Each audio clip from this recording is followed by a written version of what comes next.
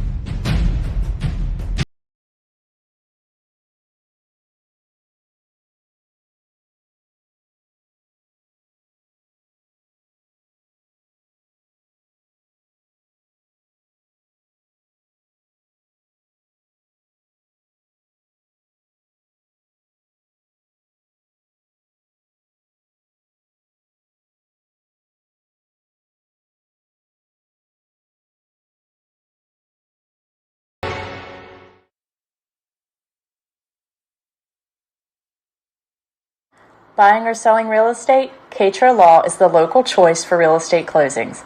In fact, we were honored to be chosen as the best of the best real estate closing attorneys for 2022 by the Martinsburg Journal. With offices conveniently located on Foxcroft Avenue in Martinsburg and South George Street in Charlestown, Katra Law proudly serves the Eastern Panhandle. Whether on the court, field, or in the classroom, we wish all of our student athletes a safe and successful.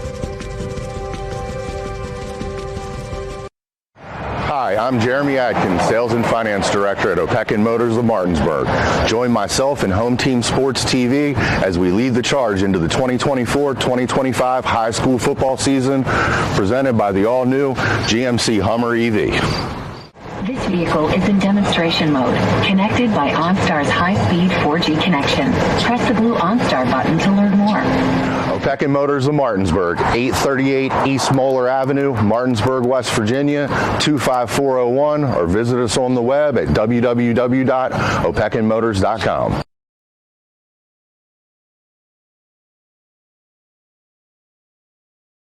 Let's go. Welcome to week 6 of Chalk Talk with your host, me, JB. I got a familiar foe, Coach Hunter from the Jefferson High Cougars. Coach, how you doing?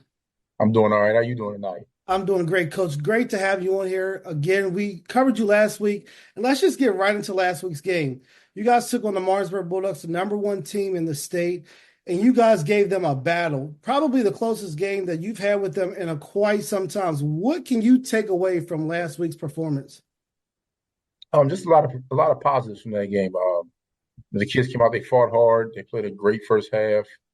We were able to establish a running game, and then be able to use some of that play action and try to hit over top. I thought we did a lot of good things. I thought we held up front pretty good versus their relentless pressure at times. I thought those were some positive defensively. I thought we got after it. We got some stops when we needed them in the first half. Able to not let them hit us with a whole bunch of big plays. Being able to run them down from the backside or run them down. So I thought we did a lot of good things in that game. I just wish we had could finish the fight. We just couldn't finish the fight. Well, Coach, a lot of people say, around the area, around the state, that when they play against Martinsburg, that name kind of like pushes kids back. What was the halftime like in your locker room going into the halftime, knowing that you guys were so close and it was a territory that the kids have never been in before? It's just the same thing. Hey, we gotta continue to try to play mistake free. We gotta be on our assignments. We gotta be technically sound. We can't make mistakes. If you want to win a game against a team like this, we cannot make mistakes. And once again, we gotta finish the fight. Well, Coach, you got a quick. I'm sorry, you got a quick turnaround. You're playing Hedgesville, another EPAC team on Thursday. How has the week been in preparation, knowing that you're playing a week earlier than normal? Playing earlier, it kind of, with your preparation, you got to kind of turn around quick, get the kids focused quick. You don't have that extra day. So we spend a lot of time, usually what would be our Monday, would be a little more of a walkthrough install. We had to amp that up a little bit. Tuesday, we had to keep it going. Today's a walkthrough, which would normally be another one of our prep days and getting after it a little bit. So we had to today tone it back, go through it. It's all now more mentally, making sure the kids are mentally ready to go with a day with a short week going in. Just making sure we know our assignments, not trying to do too much, keeping it simple in the game plan, not trying to do too much because you lost a day. Defensively, you start off your season, a little shaky against Spring Mills, and then you guys have been improved each week. And like I said, you went into Martinsburg game and you showed that you have a great defense that can contain anybody. What has been the number one factor in your guys' improvement week in and week out to be where you are here in week 6? I just keep plugging away at it. The kids just keep wanting to get better and better. We do have some veteran ball players, but there's a lot of youth sprinkled in there. So the more game experience they're gaining, they're getting better and better each week. So I think that's a testament of what's going on, is that we have a lot of kids that some of them don't have a lot of varsity game experience. So as that game now, I feel like that game now is starting to slow down for them, and it's coming to them now, and they're understanding things a lot easier. So I think that's a testament to that. And plus, the kids just want to continue to work hard and get better.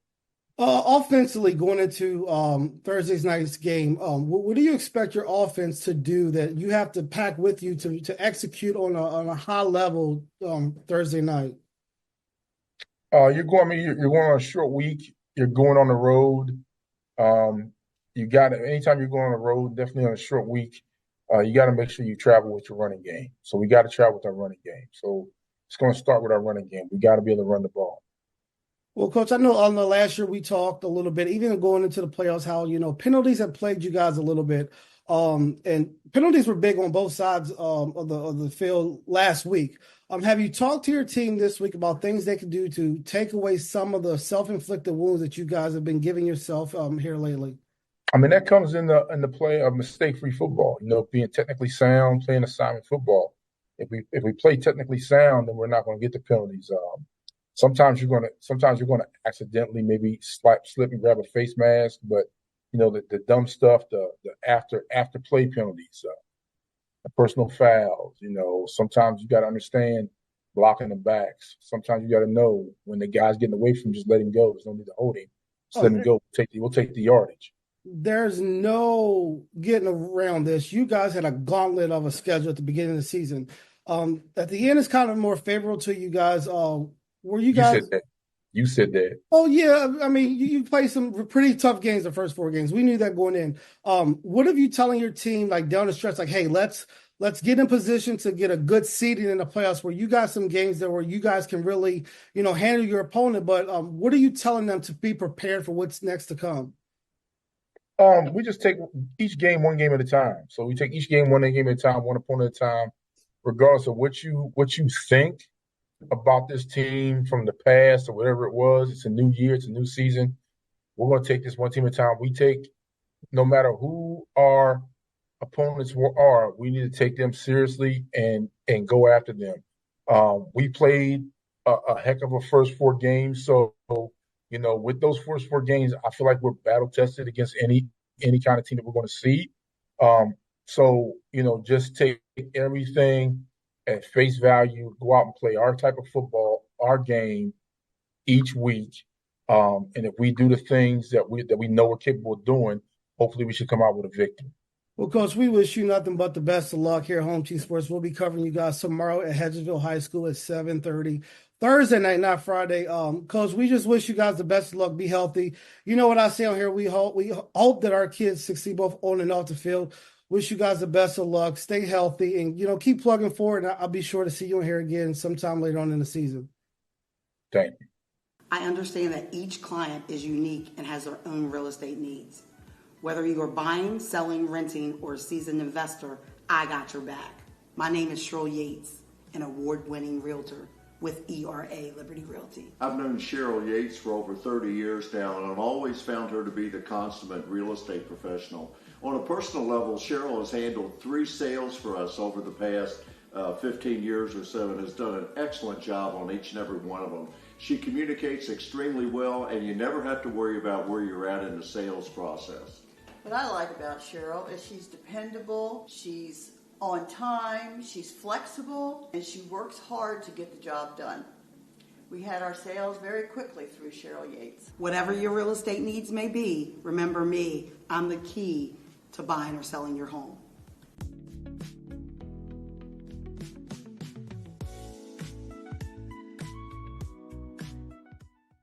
Let's go. Welcome to Chalk Talk. It's week 6 with your host, me, JB, and I'm here with Coach Fairclough. Coach, how are you doing? It's our first time having you guys on here this year. How are you doing? Going good. Battling through some injuries here on our end, but making some adjustment with some young kids and, excited to be back on the field tomorrow night. Yeah, that's the life of football. I tell people all the time, man, of all sports, I think football is the greatest teacher. You got the kids going through injuries, next man up. The kids got to, sit there and watch and, get back in. So it's not a good thing for them, but hoping they learning lessons out of, what you guys are going through. You guys started the season off at 2-2. 500. You got a Thursday night game, a quick turnaround against Jefferson High. They are an EPAC team, somebody you play every year. What's the week been like having a short turnaround off last week's game? I think anytime you go into a short week, it takes them out of their routine. But for us, we jumped back on it on Saturday, started the routine a little early. Monday was a little different for us. And we went full tilt today. The kids wanted to get out there and get after it because they're used to on Wednesdays, they're used to getting after it still. So we stuck to pretty much same routine, changed up a little something. But normally the day before a game, we're not full tilt, but today we were.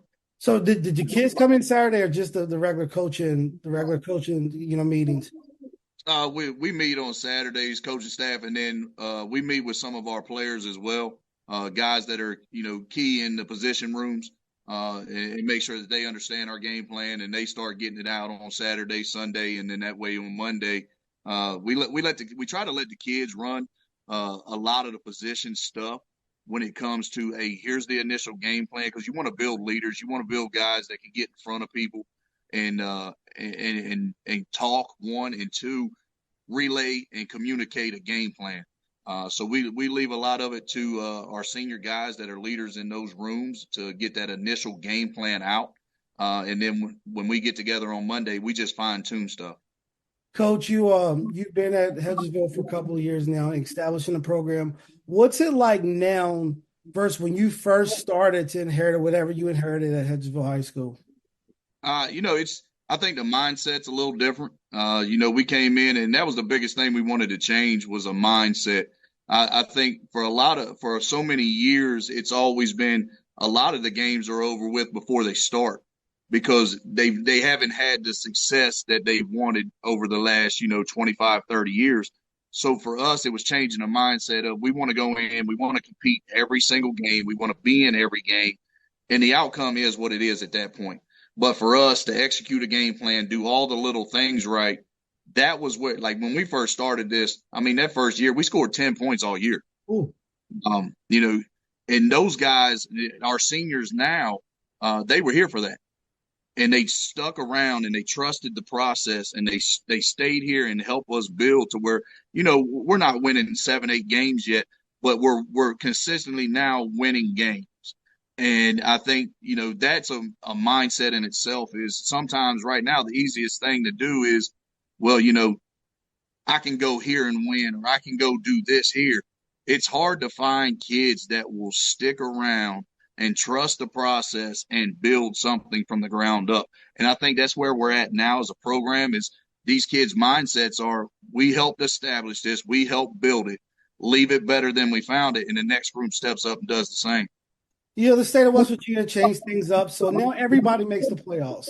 And you and Jefferson's 1-3. You guys are 2-2. So this is a big game. You know, it could be a turning point in the season for seeding in the playoffs. What are you telling your kids leading up to this week of the importance of focusing in on each week? Because the implications of where you will play the first week is huge for the rest of the season. You know, I think we've been telling our kids, because like 2 weeks ago we were sitting, I think, at like number 3 in the rankings, and you know, it's been, I don't know when's the last time Hedgesville has been that high in the seeding. So our kids were, you know, starting to feed into it a little bit. But at the end of the day, like we tell kids all the time, each week we're trying to go 1-0, no matter who the opponent is. You know, we're going to treat it just like another game. We have to prepare. We have to, you know, and that's one thing out here I think people don't realize is we have to out prepare any team we play. You know, when you look at the matchups we have to have, you know, with Jefferson this week, Martinsburg, and even Washington now, and then look at Spring Mills. They have a ton of athletes. They have guys that can run all over the place. For us, we may have 1, 2, or 3 of those guys. Other schools have depth. So for us, the preparation and how we game plan has to matter.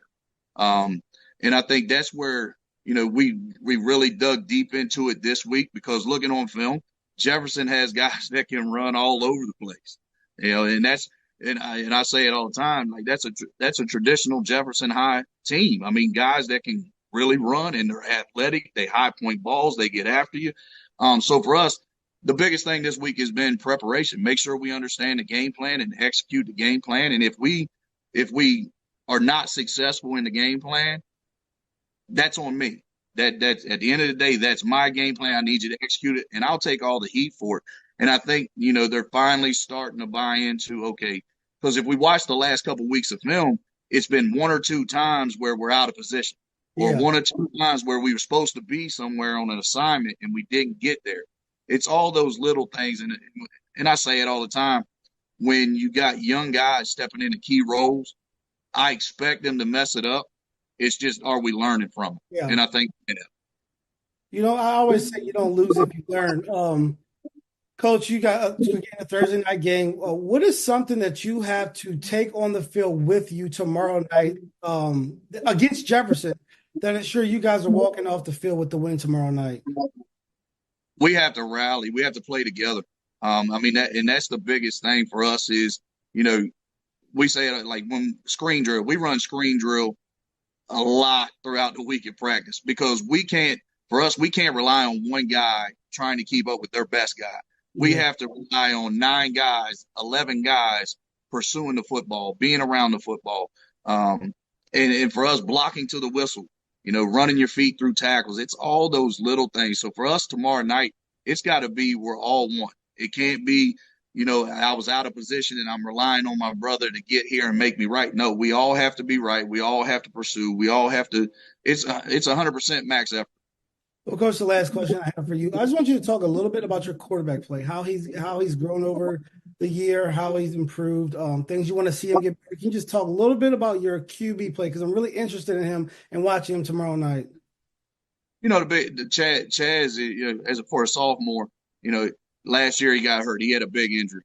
And anybody that's been through a big injury that requires a surgery knows that you have to be mentally tough in the rehabilitation of that injury.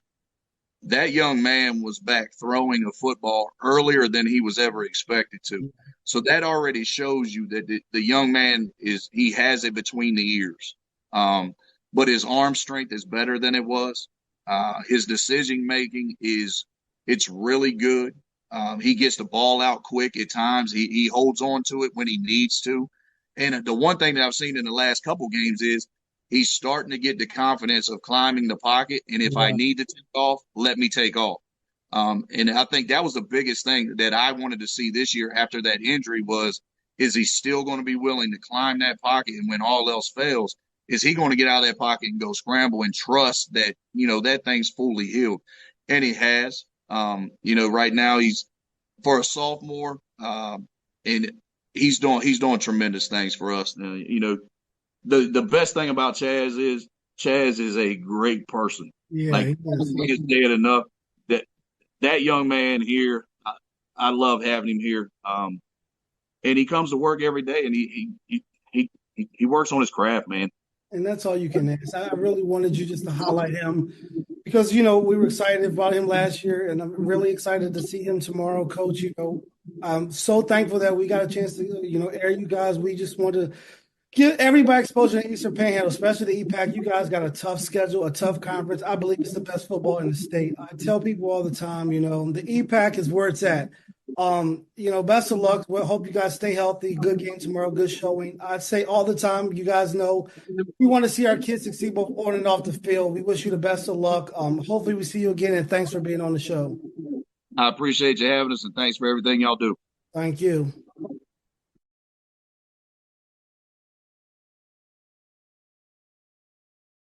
Looking to enhance the beauty of your outdoor space? Look no further than R&L Landscapes. We understand that your outdoor space is more than just a yard.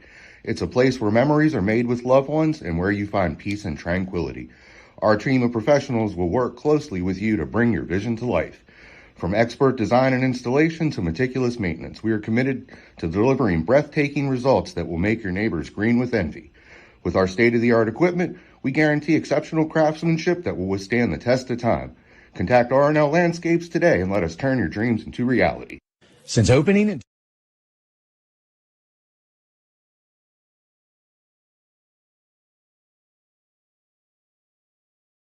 the Jefferson Cougars. The Cougars coming in at 1-3. The Eagles are 2-2. Jefferson, coached by Craig Hunter, coming off a tough loss last week to the Martinsburg Bulldogs, 42-12. Jefferson fought hard for 2.5 quarters, but couldn't quite sustain the same effort the second half as they did in the first half. Even in the loss, the Cougars can build off, I believe, some positive things from that game and carry them through the rest of the season. I'm your host for tonight. I almost forgot to introduce myself, J.D. Fritz. Back in the booth with me tonight is my guy, partner, Drew Pitzer. Drew, thanks to have you back, man. Man, I missed you guys last week, but y'all sounded great, man. It was a great game to watch, too. Yeah, it was a great game between Jefferson and Martinsburg, and as I stated, Jefferson basically just ran out of gas. They fought, for 2.5 quarters, almost 3 quarters, and hung in there. Just didn't quite, like Coach Hunter said, couldn't quite finish the fight. But nonetheless, they played a great game. I think that's something that, they can build on, in coming into this game against Hedgesville, playing, at Hedgesville, and moving forward the rest of the season. Hedgesville is coached by Matt Faircloth. The Eagles, they suffered their second EPAC loss in a row last week at the hands of Washington, 42-7. They just really couldn't get anything going offensively, Drew. They did manage a touchdown, but the Eagles are just overwhelmed by that Patriots defense. They're going to have to make some adjustments this week if they want to come away with a win here tonight at home against a tough and much improved Jefferson team. Yeah, Hedgesville and Jefferson both have improved a great amount since the beginning of the season. Hedgesville obviously at 2-2 and Jefferson at 1-3. Both still have hope to host a home playoff game, which I know would be huge for both high schools to benefit from, JD. Yeah, absolutely. I mean, having all these teams, and if you look at the rankings, having all these teams in the EPAC right now, highly ranked. I mean, we're looking at, obviously Spring Mills going off the point standings in 4A. They're number 1. Martinsburg is number 2. Washington sitting at 6. Hedgesville 11, and Jefferson at 12, and then, Musselman at 15. So all the teams in the EPAC are right there. Obviously, this year, the way the reclassifications are, everybody is going to make the playoffs regardless of record. But, we have a chance of having, at least 4 teams in the top 5 or 6 or 7, by the time the season ends. Yeah, and this last 5 or 6 games of the season for both of these teams are relatively winnable games. I mean, they both went through the gauntlet of Martinsburg. Obviously, Spring Mills is a phenomenal team, but both these teams have a chance to host a home playoff game, and hopefully, if they get in a good seed between the 7 and 10 range, they can try to stay away from both Martinsburg and Spring Mills at least until the quarterfinal. And we're going to pause a moment for the national anthem. Son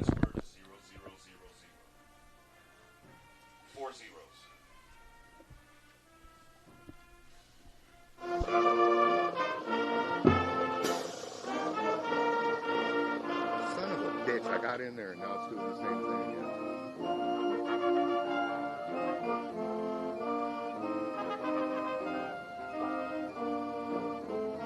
Do you know there's a home team and a home team guest? Okay.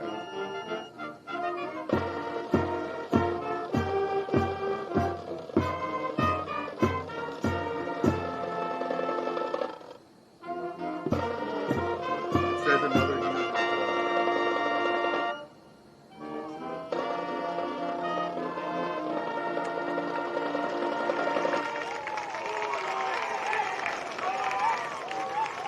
Tell Drew to close out his browser on his phone. I doubt that's it, but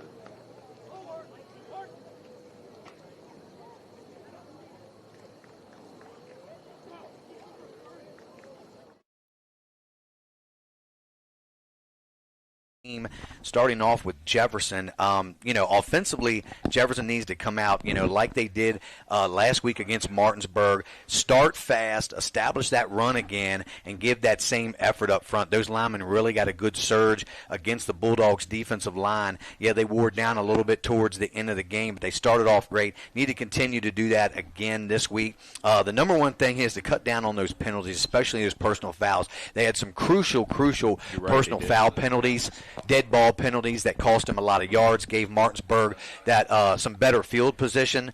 And defensively, they need to continue to build on what they did last week, especially in the first half. Guys were flying around, making plays, and if they can give that same effort on defense tonight, they should be in good shape, Drew. And what do you got for Hedgesville for us? Yeah, for Hedgesville to successfully defend their home turf tonight against Jefferson, they will definitely need to focus on a couple of these areas. They have to dominate the line of scrimmage. Hedgesville's ability to control the trenches would absolutely be critical. And winning at the line of scrimmage on both sides of the ball can set the tone for the game, and obviously that's what they want to do. Obviously, they've been very good at home this season. They're 2-0 so far. Both wins that they have are at home, so they want to capitalize on having the home field advantage and kind of piggybacking off what Jefferson needs to do. They need to limit mistakes. Hedgesville has struggled with turnovers and penalties at times this season, which can be costly, especially in a close game that we expect tonight. So we need to help them get to exploit the Jefferson's defensive weaknesses. Jefferson has gave up some points at times this year in bunches, so they'll have to capitalize on that. And the last focus is obviously stay resilient. Jefferson is probably the more athletic and more talented team, so to win this game, they're going to have to be able to withstand Jefferson's runs because they can go in avalanches. It's kind of similar to basketball. Yeah, I agree. And getting back to Hedgesville, I think on the defensive side of the ball, probably even more important than on the offensive side, they've got to stop Jefferson's run game with Roper and Herrick. They did a great job running the ball against Martinsburg last week. So the Eagles are going to have to stack the box and get everyone to the ball, get them flying to the football, get them excited. I know Coach Faircloth will have his team pumped up and ready to go. Jefferson likes to air it out, and they've got some deep threats with Allen and Wallace. So the Eagles have to find a way to contain those guys and prevent that big play downfield, Drew. Yeah, and also, Jefferson's going to have to establish a balanced offense, though. I think they play at their best whenever they're mixing it up. They're running the ball about 40 to 50% of the time instead of airing it out about 70% of the time when they found themselves, getting down in ball games. They need to stay ahead of the line of scrimmage, make sure they're getting positive yards and not getting, dumb sacks or penalties. And I think Jefferson will have a good opportunity to win this game tonight, JD. So the captains for each team is for the Eagles. I don't have number 15 on the roster, so we apologize. I know number 7 is Jake Young. Number 2 is Gavin Young. Number 3, Dalton Harper. And let me see who the fourth guy is over there. Can't quite see his number. Yeah, it was number 15. For the Cougars is number 10, Herrick, number 6, Tayshawn Roper, and number 64, I believe that is Kip Waldeck. Yeah, it was Kip Waldeck. Oh, it looks like Hedgesville will receive. Yep, Hedgesville will receive the opening kickoff for tonight. Drew, and I got to say, this is the first time I've been here. You know, they've only played a few games on this field. Beautiful field. Hedgesville, they've really done a great job. Turn this. We're in a nice, beautiful press box. Probably the best one we've sat in all season. So give credit to the boosters and whoever else was involved in really building this program up here at Hedgesville. It's beautiful. It really is beautiful, and not only just Hedgesville's field and their press box and their overall presentation is beautiful. I think everybody in the area has now kind of got to that level. I mean, I remember when it was just Martinsburg who had the turf field, and now we have everybody in the Eastern Panhandle Athletic Conference has a turf field, has a nice facilities. It just shows that the product of football that's been coming out of here for the last 20, 30 years has been phenomenal. So back deep to receive for the Eagles is number 2, Gavin Young. And I'm not quite sure. They got that crazy yellow. It's Gavin Young. Will take it at about the 12 or 13-yard line. He's got some room out over the 30. There goes Gavin Young. Gets out to the 40, maybe the 41-yard line. So great return there for Hedgesville right off the bat. Yeah, that's what Hedgesville wanted to do. They got to win the field position battle. The fact that they're starting out, close to enemy territory, that is terrific, and you couldn't ask for a better return right there. So in comes sophomore, number 4, Chaz Milborn, who took over at the quarterback position this year. Coach Faircloth talked very highly of him this week. The kid just has a good head on his shoulders, good arm strength, can really step up in the pocket. Of course, Milburn's coming off, but he's fully recovered and ready to go. Yeah, to be young and heal that fast, I know that wasn't an easy Oh, it looks like could have nearly picked off there. Is a little high for Gavin Young. Yeah, Tony Allen. He made a great play right there. He had his hands on it, just slipped right out. He was thinking end zone, I think, there, Drew. Yeah, his eyes got huge. He saw that beautiful blue end zone that he was put in. I tell you, he wanted 6. So it'll be 2nd and 10 for the Eagles from their own 41-yard line. Yeah, the Eagles definitely like to air it out a lot more. They got Milburn stepping in. He's a big, strong kid, good arm. So you'll see a lot more of the passing game as they come out here. 2 receivers to the near side. Man in motion there. Going to get a false start on the Eagles. So they can't shoot yourself in the foot. Already 2nd down, makes it 2nd and 15. So far, Jefferson is winning the battle of not making mistakes. Yeah, so that'll back the Eagles up 5. Repeat 2nd down, so now we're 2nd and 15. I'm seeing who was lining up there behind Milburn. Usually Jake Young is that running back, but I don't see him. He's out here wide to the near side. So you got Young, I believe number 12, Tyshawn Jackson. Handoff goes straight up the middle. Not a lot, maybe a gain of a yard or 2. Yeah, he was met right there, right in the hole. That was a way to step up because honestly, if he could have broke that tackle, he could have got to the 2nd level.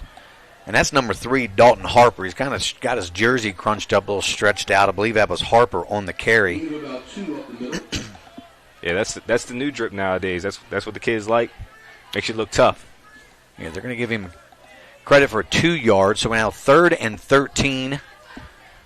2 receivers here to the near side. One at the top, that's number 24, Jacob Gore. Milburn back to throw. He's going to run to the far side. Nowhere to go. Stood up there. Great defense. Going to lose a yard on the play. And that's going to be number 9, Jamari Jenkins, coming up big from the safety spot. Yeah, the basketball point guard right there coming up there making a play. Broke him down. Drove Hedgesville back. Made him lose 5 yards. That's a great way to start defensively for the Cougars. So the Eagles are forced to punt from about their own 37-yard line. Back deep for the Cougars. Number 2, Tony Allen, and number 6, Tayshawn Roper. So we'll see what the Cougars can do here on offense. I think they want to take it back. Oh, Short, low kick. It's going to go away from Allen. It's going to take an Eagles roll down at about the 32, maybe the 33-yard line. And that's where they're going to mark it. And the Cougars will come out their first series of the game.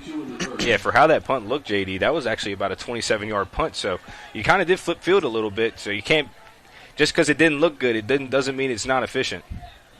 Yeah, he definitely got a good 15-yard roll on that one. So the Cougars will start from their own 37-yard line. Herrick with Roper to his left. Cougars come out in a 2-by-2. Allen in the motion, goes behind Herrick. The pitch goes to Allen, out to the far side. Allen's looking for some room down the sideline. He's tripped up and out of bounds just over the 40-yard line, so close to a first down. Let's see, they mark him about a yard short. Yeah, if you just look at the improvement on the offensive side of the ball from the first week of the season against Spring Mills to now, you can just see they're more cohesive. That chemistry has kind of been built. I think there's more, it has an effort, and now that people know what they're doing position-wise, I think this Jefferson team is starting to play their best football. Yeah, and I like how they like to try to get a quick early start with Allen. He's probably the fastest guy on the team. You got to get him the ball in multiple ways. As a carry goes to Tayshawn Roper straight up the middle. He's got enough for a first down out to about the 47-yard line, maybe the 48. Yeah, Roper's having a great season so far. He struggled a little bit. He was banged up the first couple weeks of the season, but he really fought through. And over the last 2 to 3 weeks of the year, he's really starting to come into his own and definitely making his presence known for this Cougars team. Yeah, he got a bunch of carries last week, especially in the first half. I knew they were going to have to rely a lot on him. Kind of got a little banged up, probably just some bruises, but Herrick back to throw. Out here in the flat, it's picked off. Let's see, that's number 13 on the pick from the defensive end position. That's going to be Brett Pedersen. I'll tell you what, that was an impressive interception right there. I mean, that was a bullet right there from Herrick, and he caught it right in his hands, almost stuck to his hands like he had some stick-up on. So, hey, what a play right there for Hedgesville. And now they're, at Jefferson's 34-yard line. Yeah, that was a really good play by Pedersen. Just reached up. Herrick didn't even see him. No. Snagged that ball right out of the air because Roper was open. Looked like he might have had a little bit of room to run. Yeah, if he would have got that, just put a little bit of air underneath of that, Roper might have took that 20, 30 yards, possibly a house call. So two receivers to the top of your screen. That's Gavin Young and Jake Young. Milburn back to throw. Going to have to roll to the far side, looking for a receiver. He's going to have to take off and run. He's got plenty of room out there. He's going to run out of bounds there. Looks like he might have picked up 6 or 7 on the play. Yeah, and it's almost like Jefferson's kind of daring him to run because it looked like he had about 15 yards of separation, but he really wanted to stay back there, try to deliver in a pocket, but Jefferson was doing a great job covering deep there, but great first down, or great about 6-yard gain there by Young. Yeah, so they're in a good position here with the ball for the second series, as now they're inside the Cougars 30 at about the 28-yard line. 9:40 to go here left in the first quarter.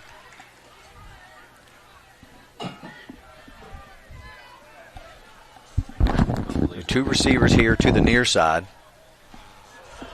Bad snap. Milburn fumbles the ball. It's picked up. Leland Benner tried to fall on it, but it's recovered by an Eagle. That's why you just got to try to, instead of picking it up, try to fall on it. But I think Leland Benner just ran a little past the ball. Yeah, Benner saw 6 right there, too. I mean, what if you're his age and you're out there trying to pursue the football? I think I'm going to try to pick it up. But the smart play, just to fall on it, you could have turned him over. But it still is 3rd and 17. So Jefferson should be able to get this Eagles offense off the field. Yeah, big loss there of about 12 yards now for the Eagles. So that'll bring up 3rd and about 22. They're going to have look for a big play. Two receivers here to the near side. It's Young and Young connection. There's a flag right there. So we're going to get an offsides, as we saw that several times on the Cougars' defense of last week against Martinsburg. And as I said before, I just don't understand why you're lining offsides. You have to look in at the football. You've got to know where you're at. It's just unexcusable to line up offsides. Yeah, and a lot of times their hands are almost touching the offensive lineman's hands down there when they're at the 3-point stance, and it's just silly. Again, it's still 3rd and 15. They should be able to get them off the field, but you just gave them 5 extra yards to give it a more obtainable 3rd down. So 3 receivers here to the near side. Milburn back to throw. He's looking over here. He's under some pressure. Down goes Milburn, and he's going to be sacked by a few Cougars there, along with Leland Benner. I believe that's also number 7, Zimmerman. So it's going to be 4th down, and we'll see what the Eagles choose to do here. Yeah, Jefferson's done a great job of getting some pressure tonight. Hedgesville hasn't done a terrific job of picking up the extra blitzers, but they're running an odd front, so now it's kind of really putting Hedgesville in an odd predicament. And great job there by Jefferson bringing the pressure and getting off the field. Yeah, so the Eagles will punt. That's probably a good decision. Pin the Cougars deep in their own territory. So back to punt for the Eagles. It looks like Dalton Harper, but he doesn't take very of a deep, punts it deep away from, it looks like, is that Tony Allen? Tony Allen down the sideline. No, that's Mar Wallace. Mar Wallace breaks a tackle, gets out up over the 20 to about the 22. I apologize. I always get those two mixed up because I can't quite see their numbers right away, and their speed and ability is very similar. Yeah, and he picked that up. That was kind of dangerous to pick that up right there. I mean, if he touched that and said it bounced by, that was going right in the end zone. It could have been a 6 for Hedgesville, but he turned something into nothing. That was a great play by Mar Wallace. And I've just noticed that Harper, I don't understand why, but he's really close. Usually teams take at least 10 yards, 12 yards in high school, back from the long snapper, but he's really close, and he's not giving himself much room to get that ball away. So Herrick will send Allen in motion again. Handoff goes to Roper straight up the middle. Good gain there on 1st down for Tayshawn Roper. Give him a pickup of maybe 5 on the play, so it'll be 2nd and 5. Gonna mark the ball at around the 32-yard line here, just under 7:40 to go here in the first quarter. And you wonder what Coach Hunter's thinking right here, because Jefferson has done a great job on the ground this year. I think they've been one of the best teams on the ground in the East EPAC. But, in the air, they've really shot themselves in the foot with dumb turnovers and, drops. I think they're better when they put the ball on the ground. Yeah, I agree. And that time it didn't work as the Eagles' defensive line stood strong. So that'll knock Roper back for a loss of nearly 4 yards. So it'll bring up a big 3rd down here and 9, we'll call it, for the Cougars. Yeah, it's a defensive battle right here. But, both these teams have had issues offensively this year. But we both talked pregame, thinking, hey, this might be a high-scoring game. And right now, a shutout going about halfway through the first period. So Dillon going to roll out to the far side. He's going to set up, fire back across the middle of the field. He's got Tony Allen wide open. Allen makes the catch. Can he win the foot race? Allen is gone. They're not going to catch Tony Allen. He was gone. He was there, and then he was gone, J.D. What a ball, what a play. And there is an excessive celebration. He just got a penalty right there. That ball was a little underthrown to Allen, but Allen made a great adjustment, made the catch, and did the rest, and took it in for the score. I believe that was about a 68-yard touchdown catch and run from Herrick to Allen. I think that was actually longer because they took over at the 21, and that was one play. Yeah, that was a terrific play. So Jonathan Pinero's on to kick the extra point for the Cougars. And just like that, we talked about in the pregame, trying to contain that big play. And Allen is one of those big playmakers for the Cougars. And he just got behind the defense, and the rest was all Allen. Yeah, you saw what Dylan Herrick did right there, though. He looked over to the left side of the field. He moved the safety, turned back over, saw him running down the field. It was just a great ball. Kick is up, and it is good. And with 6:37 left to go in the first quarter, your score, Jefferson 7, Eagles nothing. And we're going to take our first commercial break. Hear a word from our sponsors. You're watching Home Team Sports, your #1 local digital sports network. For real estate closings. In fact, we were honored to be chosen as the best of the best real estate closing attorneys for 2022 by the Martinsburg Journal. With offices conveniently located on Foxcroft Avenue in Martinsburg and South George Street in Charlestown, Catro Law proudly serves the Eastern Panhandle. Whether on the court, field, or in the classroom, we wish all of our student athletes a safe and successful. Who? Number 23, who? Chris Williams, okay. And we are back here at Moomaw Stadium as we just saw the Cougars score on a long pass play from Dylan Herrick to Tony Allen. And we had talked about that as one of the key factors, for the Eagles to try to defend. And it's a lot easier said than done, Drew, because, Allen's got that speed, and once he gets behind the defense and makes the catch, there's not a lot of people that are going to catch Tony Allen. Yeah, he might be one of the fastest receivers in the state. The way he was moving right there, and I mean, he was almost caught in this yards of separation. He got in the end zone with about 7 yards of separation. That is true speed right there, JD. So there was a sportsmanlike penalty on the touchdown after the play, so they back the Cougars up 15. Panaris will kick it away. Not a bad kick. Chris Williams will come up and receive it at the 30. Over to the 40, outside the 50, down the sideline goes Chris Williams. Looks like that's blocking the black. They didn't call it, but Chris Williams down inside the 10-yard line. I saw 2 blocks in the back. We just got to call him as we see him. No flags on the play, but nonetheless, great return there by number 23, Williams. Yeah, Hedgesville's had 2 great returns so far. I mean, that was almost a house call, but that definitely was 2 blocking the backs that were missed right there. But sometimes that happens. I mean, it's easier seeing up here than it is on the field. And the official was running down the side. He was right there 5 yards away, so I don't know what he was looking at, but definitely missed on that one. But regardless, Hedgesville is in business from the 5-yard line of the Cougars. So we'll see if they can punch it in. Harper, fullback. False start. Chris Williams in the backfield. And there's another penalty. And they're going to call offsides again against Jefferson. Wow. That's two defensive series in a row where they had. Oh, there might be 12 men on the field. Oh, they're going to have to call a timeout because the Eagles were going hurry. They would have snapped that right there and got a little bit closer to the yard, to the end zone. So the Cougars, the Eagles now are from about the 2.5-yard line with 6:25 left to go. The Cougars are forced to call a timeout there. So, and that's a reason why Jefferson is struggling right now at 1-3. It hasn't been necessarily because they don't have the talent or ability. They just shot themselves in the foot. I mean, you have a terrific play on the offensive side of the ball. You give an 80-yard, kick return back up. That's not setting yourself up for greatness. So Jefferson, they have been playing great defensively. They've been stopping the ball, but they can't stop themselves from committing penalties, which is having the reason why Hedgesville is at the 2-yard line. Yeah, we'll see what kind of defensive stand the Cougars can give here to the Eagles. It would be a big boost and a big momentum swing for the Eagles if they can punch one in here and tie the game. In the I formation, they're going to try to just pound this straight in. The give goes to Williams, and he gets into the end zone, dives over a player. So there's a touchdown for the Eagles. Another unsportsmanlike penalty. And these referees, I spoke to one of the officials before the game, and this is one thing that they were looking on is to stop the excessive celebrations. There's been a lot of disrespect and taunting that apparently has been going on early in the season, and they're really inclined on trying to stop that and limit that. So we'll wait and see. Yeah, it was a personal foul on. It doesn't give a number, of course, in high school, but it was a personal foul. That'll negate the touchdown.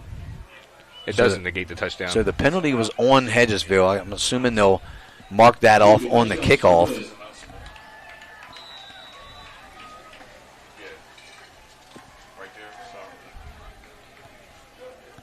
The extra point Kick is up. No good. So your score remains with 6:21 left to go in the first quarter. Jefferson 7, Hedgesville 6. So we have a game, and we're going to be. We're going to stay right here. So with that being said, the Cougars scored, and Hedgesville answered off a great kickoff return there by Chris Williams. So we're going to be in for a good game, it looks like. Yeah, these EPAC games, throw the records out the way. I mean, obviously both these teams are still fighting for the ability to host a home playoff game, but both these teams want to win this game so bad that they just want to improve the record. Both of them are kind of slumping right now. Obviously, Jefferson only won one of their first 4 games, and Hedgesville's lost 2 straight. This is, who wants it more? When adversity shows, who wants to, get through it? And, hey, respect to Hedgesville for answering quick. Now it's going to be the one to fall first from the first punch.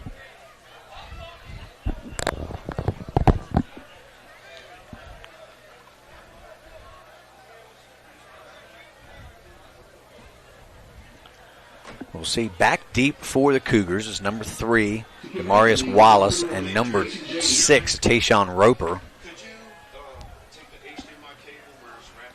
I don't have a number for the kicker for Hedgesville. Hold on. That might be.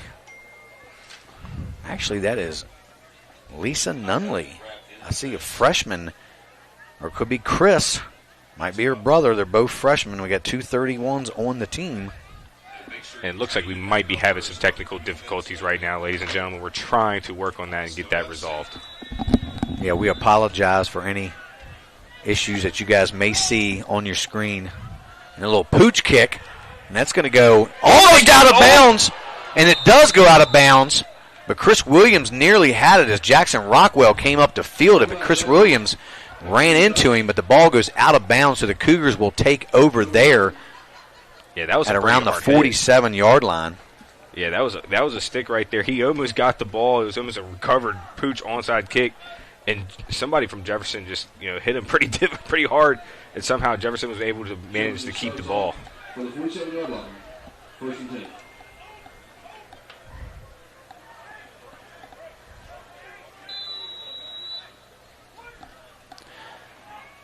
We'll see if the Cougars have an answer now for the Eagles.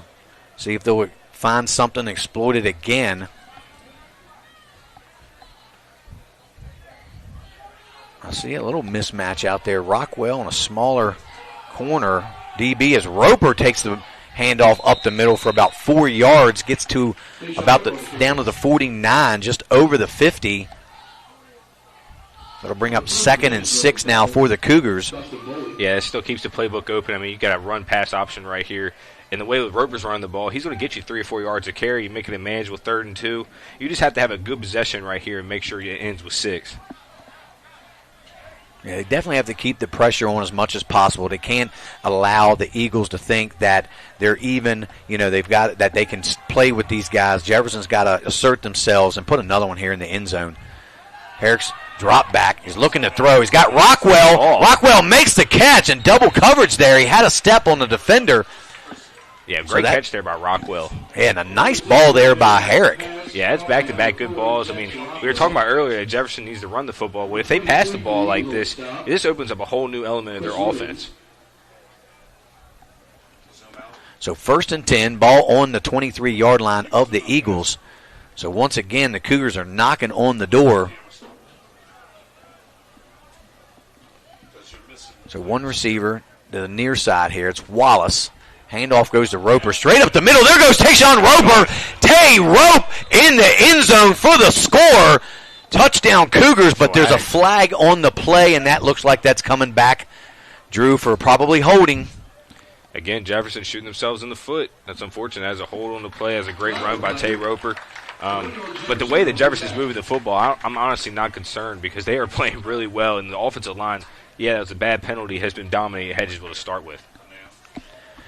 Yeah, the Cougars have been plagued by penalties for not just this year, but the several years before, and it's just something that they just, it's just an ongoing thing, and it kills them. Last week, they could have been up, at halftime against Martinsburg, got a touchdown called back for holding. Yeah, it's unfortunate, man. Like I said, your own worst. They're going to hand the ball off to Roper once again.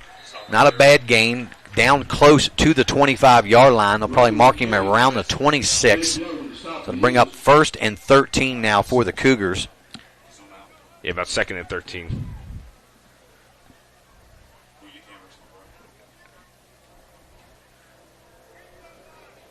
Jefferson looks like they're going to move into a twins right package here. Herrick and the Roper looking over to Coach Hunter for the call. The 2 receivers here to the near side, Wallace and Rockwell. Benner in motion. Handoff goes to Roper. Runs into his own man. Cuts back to the left near his own sideline. Tripped up there and brought down for about a gain of about 5.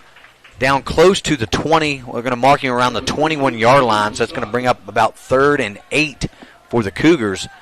And I don't think you have any choice. You're going to go for it on 4th down. If they get any kind of yardage here. Yeah, this is going to be setting up for them. They would love to get the 1st down right here, but Jefferson's going to look to try to get 3 or 4 yards, make this about a 4th and 4 where the whole playbook is open. We got a little one-on-one over here. We'll see if they try to get the ball over to Wallace. Yeah, press coverage. I don't know if that's the right matchup for Hedgesville. They're going to roll out here to Herrick. Looking for Wallace deep. Underthrown. Wallace makes the catch. And he saes no, he's out of bounds. Ooh, that was close. I thought he had one heel in. Yep, don't have instant replay in high school, so that brings up 4th and 8 for the Cougars. Dillon just put a little too much on it. It was a good catch there by Wallace, but it looked like his heel was just slightly out of bounds. Yeah, if he had the white shoes on, he might have got away with that. But, again, now it's 4th and 8. You probably wish you would have got some yardage right there, but I think Jefferson's still confident that they could pick up this first down or a touchdown. And they're backing that Twins to our near side right here. Twins to the left as well. So we got Allen and Wallace with Rockwell in motion. Rolling out, Dylan Herrick setting up the throw. He throws it over to Rockwell, nowhere near Rockwell as he tries to dive out forward, and that is a lost opportunity. Great defensive stand by the Eagles as they hold on 4th down. Yeah, this has been a fantastic first quarter, JD. I mean, both sides have gotten stops on defense, but have also scored quick offensively. So it's interesting to see how this battle will go on as we get closer to the second period. So definitely a lost opportunity for the Cougars to go up another score. It was key that they needed to pick up some yards there on 3rd down, that catching that ball out of bounds. I would like to see them maybe run. They run a couple nice pitch plays against Martinsburg that went for good yardage with Roper. I would like to see them get back to doing that. Use the speed of Allen and Roper to your advantage. Yeah, we'll see what Hedgesville wants. Oh, another bad high snap. Milburn's just got a fall on it. So they continue to go backwards. Just can't get that snap between the center and Milburn, and Milburn just does the wise thing and falls down on it. Yeah, and that was the center called like an audible right there before the play. So it looks like he saw something. He ID'd the mic and saw something that he liked. Just unfortunately, they've had 2 bad snaps. So that'll bring up 2nd and about 18 for the Eagles. The ball is on their own 14-yard line. So 2 receivers here to the near side. Jacob Gore to the top of your screen. Milburn back to throw. He's under a lot of pressure, and down goes Milburn for the 3rd time tonight. So great pressure there by the Cougars' defensive line. And they get Milburn down inside the 10, probably around the 7-yard line. And we've been saying all season, JD, that when Jefferson brings the pressure and they bring the house and they actually trust their secondary, that's when they play at their best. So if the Cougars can hold here, they should get really good field position as we still are in the first quarter with 2:25 left to go. Yeah, if I'm Jefferson, I'm bringing the blitz all night because Hedgesville just hasn't been able to show that their line can stop when they bring extra in the house.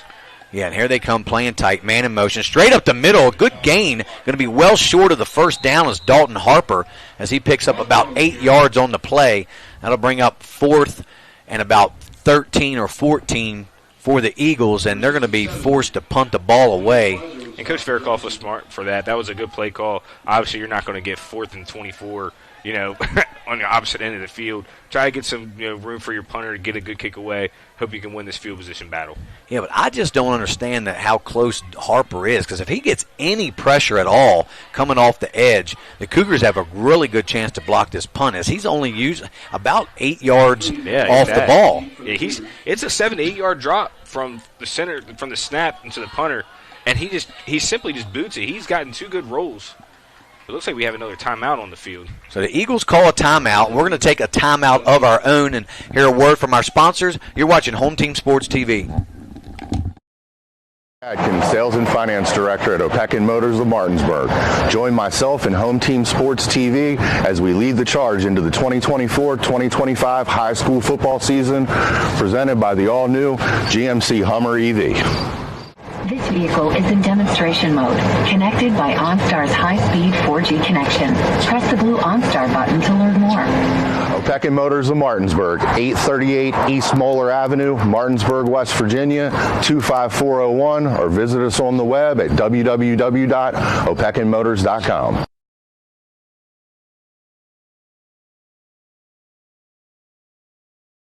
I understand that each client is unique. And we're back here at Moomaw Stadium as the Eagles are set to punt the ball away here. Harper will be punting to Tayshawn Roper and Demarius Wallace. So the Cougars should get pretty good field position here, Drew. Yeah, they should hope that they might pull a little Hedgesville out, out the track, and take it all the way back, just like Hedgesville just dang near did.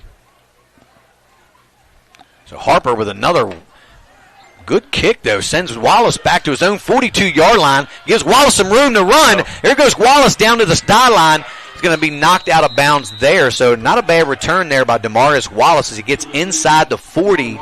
We'll see where they mark him. They're going to mark him around the 36-yard line. That's a terrific return there by Wallace. The fact that he had the courage to catch that, because that could have been bad. If it would have went off his fingers and it rolled maybe to the 30 to 20-yard line, instead he takes it all the way back into Hedgesville territory starting at the 36-yard line. Yeah, and that's another one of those weird kicks, low line drive, end over end. That looks like it's not a good punt, but it ends up turning out to be a decent punt that sent Wallace back near his own 40. But we're still with 1:15 left to go here in the first quarter. Three receivers to the far side is Allen, Rockwell, and let's see who they got. Going deep, they got a man wide open, and that's Jackson Rockwell, and he's in for the score as Dylan aired that out. What a ball right there by Herrick. I mean, he's had two great balls today that's just dropped right in. I mean, that's two great touchdown passes. Jefferson is really moving the ball. They just got to stop committing dumb penalties, and they should be in firm control of this game. One play is all it took, 36 yards from Herrick to Rockwell, and now Jonathan Panaris is on to kick the extra point.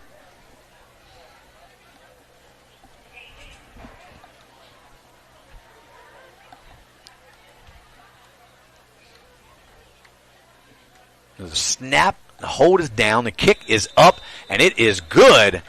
And with still 1:08 left to go here in the first quarter, Jefferson 14, the Hedgesville Eagles 6.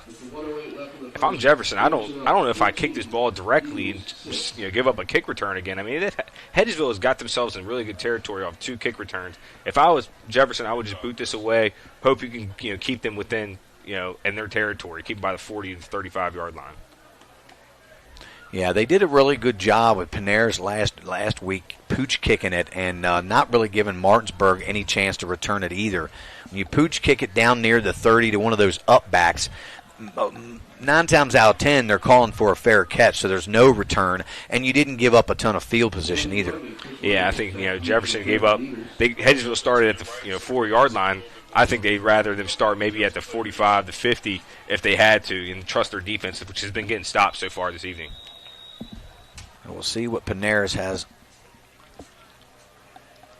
back deep. Is Chris Williams and Gavin Young. A little pooch down the middle is going to roll and bounce to Young. Right straight to him. He's going to take it. He's going to cut back to this side. Makes a nice move on a couple Cougars. He's still on his feet. There goes Gavin Young out over the 40. He's going to make it to the 50. Down the sideline to go. Is Gavin Young going to take it to the house? Flag. He's going to be tripped up. He's still going. Tackled from behind right there. But we do have some laundry on the field. But another great return. Broke 3 or 4 tackles here. I mean, the Cougars have to do a better job at converging, and when they get hands on them, you got to hit and wrap and take them to the ground. Yeah, they're getting real lucky right here that this play is coming back. But credit to Hedgesville special teams play. They have gave them great field position all night, even from the punter standpoint. That's why they're in this game, is because they're not doing dumb things. And other than making this, the penalty they just had right here, they have played very well tonight, outplaying their expectations that we had.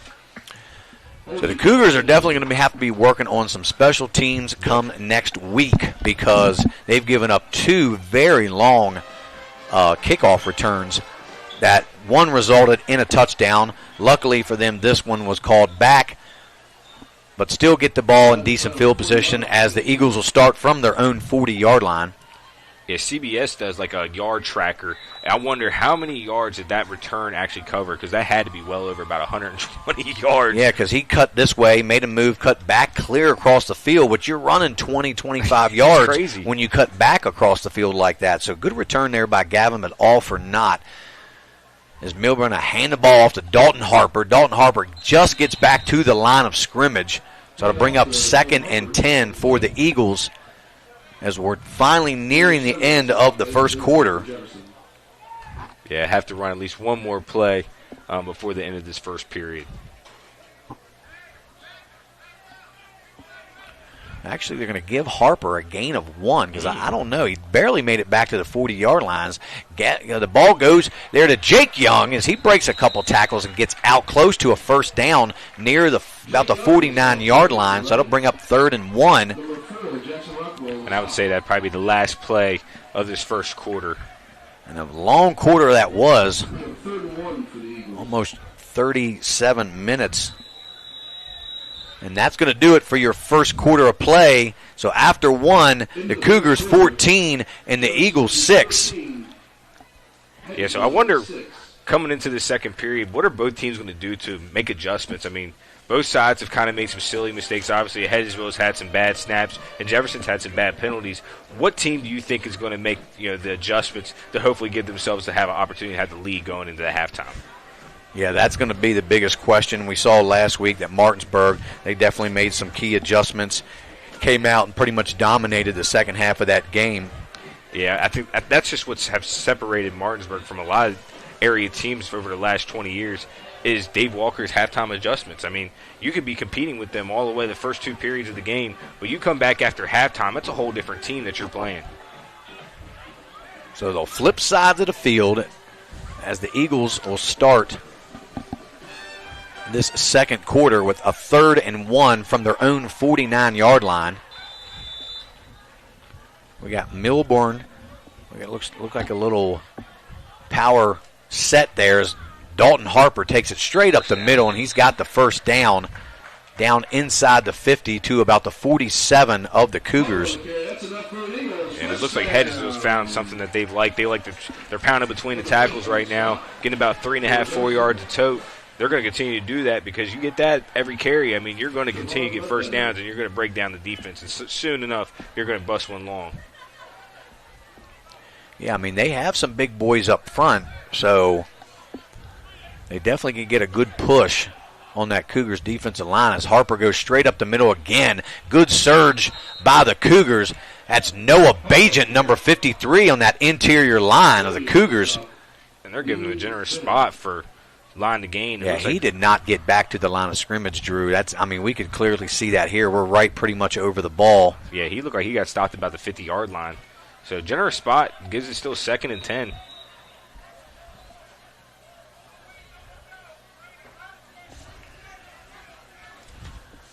So ball marked right around the 47-yard line of the Cougars.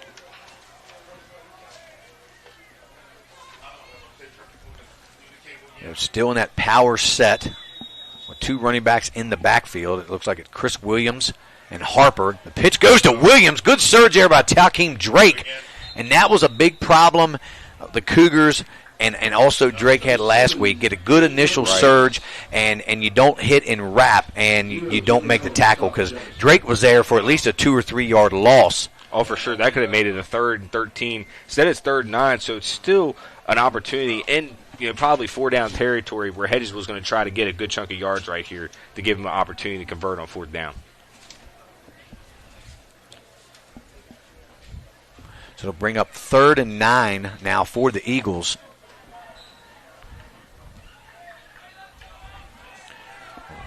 Same set, it looks like. They're going to power I formation with Harper and Williams. And Milburn's going to roll out. He's trying to find a receiver. He's going to throw it up near the sideline. Oh, he caught it. Catch is made, but are they going to say he made the catch? Did. Gavin Young with a great catch there along the sideline. Oh, my goodness. That was one of the best catches I've seen in a long time. He dragged both those toes. That would have been a catch in the NFL, JD. That's a way to thread the needle in there. It looked like that ball was going to sail out of bounds on Milburn, but Gavin Young reached up and snagged it out of the air, came down with it, and they're in business from the Cougars 31. Big-time play right there. The Eagles not laying down or going away. No, they're not. And they realize that Jefferson has probably the most talented team. They're a more talented team, but Hedgesville's not giving up. They're competing. Straight up the middle goes Chris Williams for a nice gain there on 1st down. Give him a gain of about 4. That'll bring up 2nd and 6 for the Eagles from about the Cougars' 27-yard line. And then Hedgesville's now really starting to eat away at that clock. They've had the ball for about the last 4.5 minutes, keeping Jefferson on the field, getting them tired. This is what their game plan was coming into this game, JD. Yeah, they wanted to keep that ball ground and pound, use those run behind those big offensive linemen. Got number 52 in there, Levi Faircloth. Man in motion is Gore. Handoff goes straight up the middle to Harper again. A bunch of Cougars in on the tackle. He picks up another 2 or 3. It'll bring up about 3rd and 3 for the Eagles down inside the Cougars' 25-yard line. Yeah, Hedgesville's really been doing well in this power set they have. They have 2 backs in the backfield with their hand in the dirt.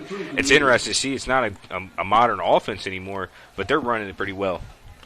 And once again, we like to apologize. We have lost video right now. We just have audio, so we had bear with us. We're trying to work through some issues, some technical issues. So 8:40 to go here in the second quarter. Chris Williams on the carry to the left side. Nothing there as he'll lose a couple on the play. So now bring up 4th and about 5 now for the Eagles. Yeah, there's 8:25 left to go in the second period. Jefferson is up 14-6 right now. Again, we apologize for the technical difficulties. We are working quickly to get that, the screen fixed in the overlay. So the Eagles are obviously going to go for it here on 4th down. Nothing really to lose at this point, as they're going to just run this clock all the way down and probably looks like they're going to call a timeout here, Drew. Yeah, talk it over, come up with something. Because obviously you really have to go for it right here. And if Jefferson gets the ball back and scores again, it might put that a little bit out of range for where Hedgesville wants to keep. They want to stay within about 7 to 10 points to give themselves an opportunity to go into the fourth quarter. So it's 14-6, 7:53 to go in the second quarter. And while we have a moment, I'm going to run down through our home team sports sponsors. We'd like to thank Catro Law, Ameritech Tire and Auto, R&L Landscapes, Enclosures Unlimited, Big Mike's Grillin', Opequon Motors called Jeremy Atkins, State Farm Insurance called Jared Ferguson, Rosedale Funeral Home and Cemetery, ERA Liberty Realty called Cheryl Yates, Benchwarmer Sports Bar and Grill, Cookies and Milk Daycare, and D. Gill's After Paints. We appreciate all our sponsors. We'd also like to thank our JHS football program sponsors. That's Benner Farms, Corner Connection, Tri-State Surgical Center, Dream Driven Properties, Cheryl Yates ERA Liberty Realty, Scale Law Office, Vital Signs, Pill and Pill PLLC, Northern Virginia Orthodontics, K&H Mobile Oil Service, Affordable Electric Service Company, Perspex Pros, Giannis Orthodontics, WVU Medicine, Wiley Cahill, and Athletic Pivot Physical Therapy. So we're back to action, 4th and 5, straight up the middle, nothing there. Stuffed. Was that Young or was that Harper? That was Jake Young. Good defensive play there by Tykeem Drake as he came unblocked straight up the middle. So the Cougars will take over there, 7:48 now, with a chance to put some more points on the board as they'll start this possession from the 30-yard line. Yeah, Tykeem Drake quietly has been putting together a great defensive season. He's got to have well over 50 tackles this year. Yeah, he's usually always around the ball, that's for sure.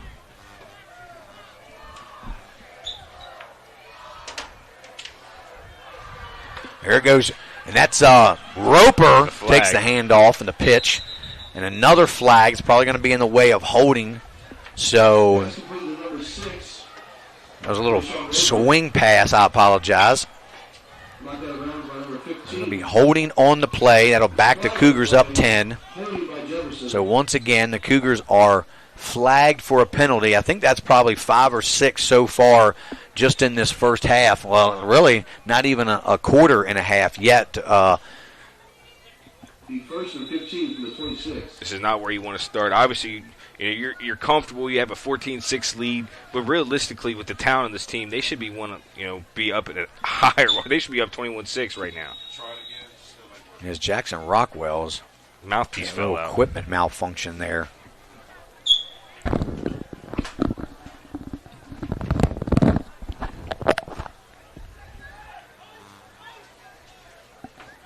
Again, we are still working hard to get our screen and stuff fixed for you guys so you have picture. We are working very hard and diligently to try to get that resolved, so please bear with us. So they're bringing Rockwell has to go off. It looks like Moomaw, the receiver. The handoff goes to Roper. Straight up the middle. There goes Tayshawn Roper. And now it's a foot race. Another flag. And he's going to be pushed out of bounds there by number 15. And we do not have him on our roster. Again, he was one of the team captains. I apologize. But another flag kills another great Roper run.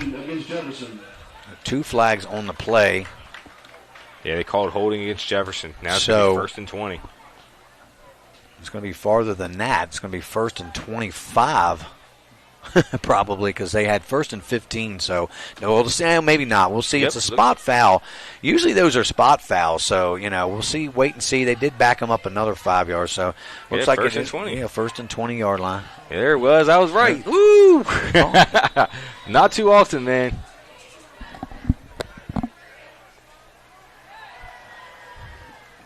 So we'll see what they draw up for first and 20 here. Dillard going with the hard count. 2 receivers to the top of your screen.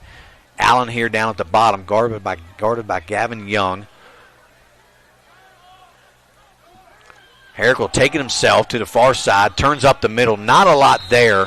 And that's not a play I've really been in favor of that I've seen the Cougars go to a lot. Now, that's the first quarterback run by Herrick tonight. It is. But they tried to go to that well one too many times against Martinsburg. And you run that play once or twice, you're not going to get too many yards on that quarterback draw once that defense knows that's coming. Yeah, that's something you pull out your pocket. I can actually see time and score why they would maybe try that right now.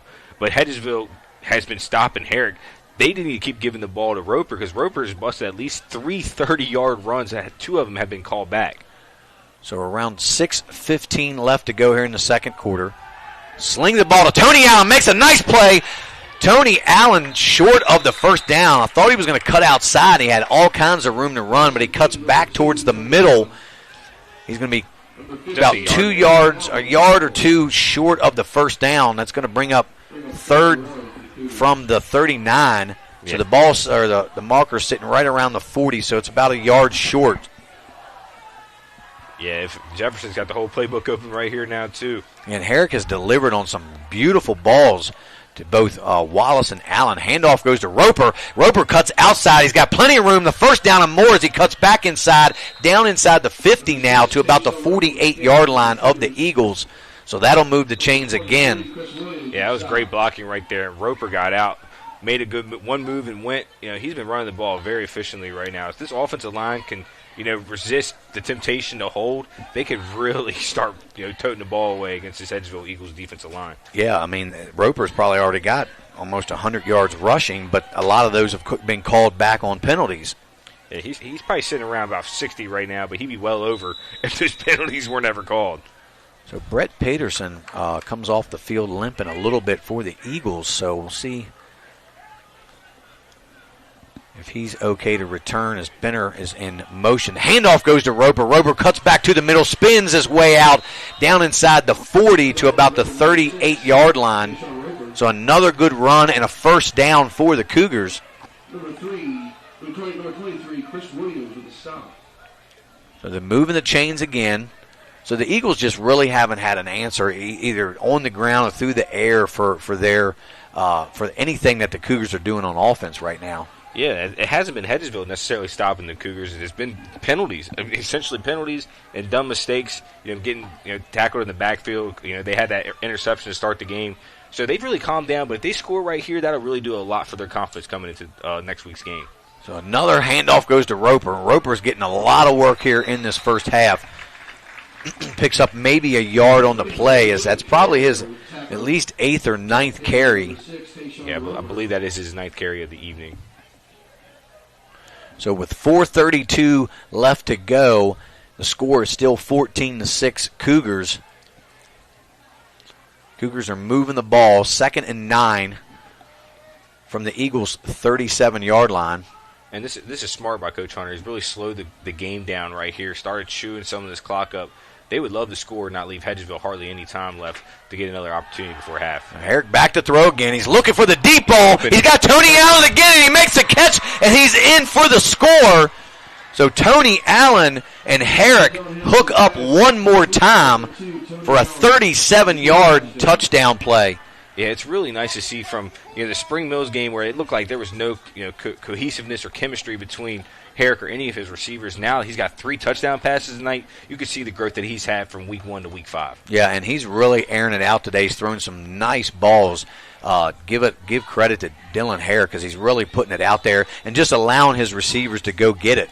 Yeah, he trusts his guys. I mean, those are primetime dimes. The first one wasn't the greatest pass in the world, but he still gave his receiver opportunity to go get it. His last 2 touchdown passes have been phenomenal and pretty things to see. As Panaris' extra point does get up through the uprights. So with 4:03 left to go, your score is Jefferson 21, Hedgesville 6. 4:03 left for the second quarter. And we still want to apologize. We're hopefully going to get this issue resolved momentarily. All right, you're good, Chris. We don't have a scoreboard. We might have an issue with having the overlay scoreboard, so possibly throughout the rest of the game, we'll be communicating it. Remember, the long cable don't work. I had to use that cable so we can have a camera for that. So y'all going to have to keep them updated on the So back deep for the Eagles is number 2, Gavin Young, and number 23, Chris Williams. So each Young and Williams have had great returns down deep into the Cougar territory. So we'll see what they do here on this third kick. Yeah, they just need to emulate what they did last week against Martinsburg. Stop kicking it deep. That is what gave Hedgesville great field position and where they've started the majority of their drives. Yeah, and like I said earlier, that I like that pooch kick. Pooch it to one of these up backs here. Make them call a fair catch. So a little squibber on the ground. That goes to number 40. He kicks it out here to the near side. He got out to about the 39-yard line. That's Dustin Boley. Number 8 on the stop for Jefferson. So the Eagles will take over from their own 39-yard line with 3:58 left to go in the first half.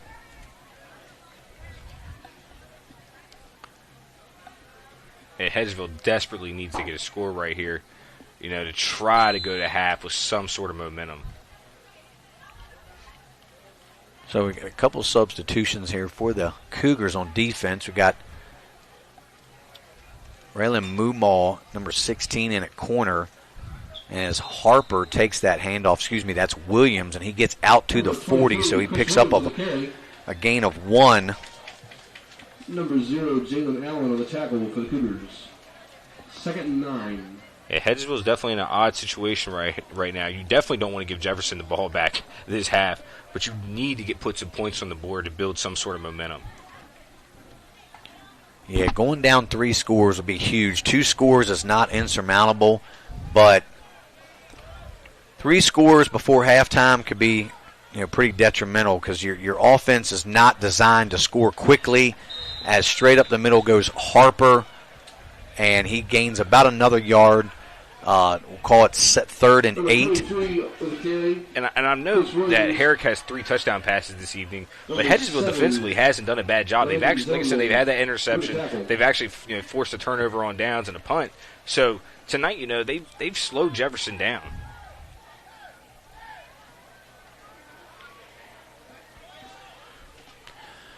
So 3rd and we'll call it 7 here. Ball on the 42-yard line.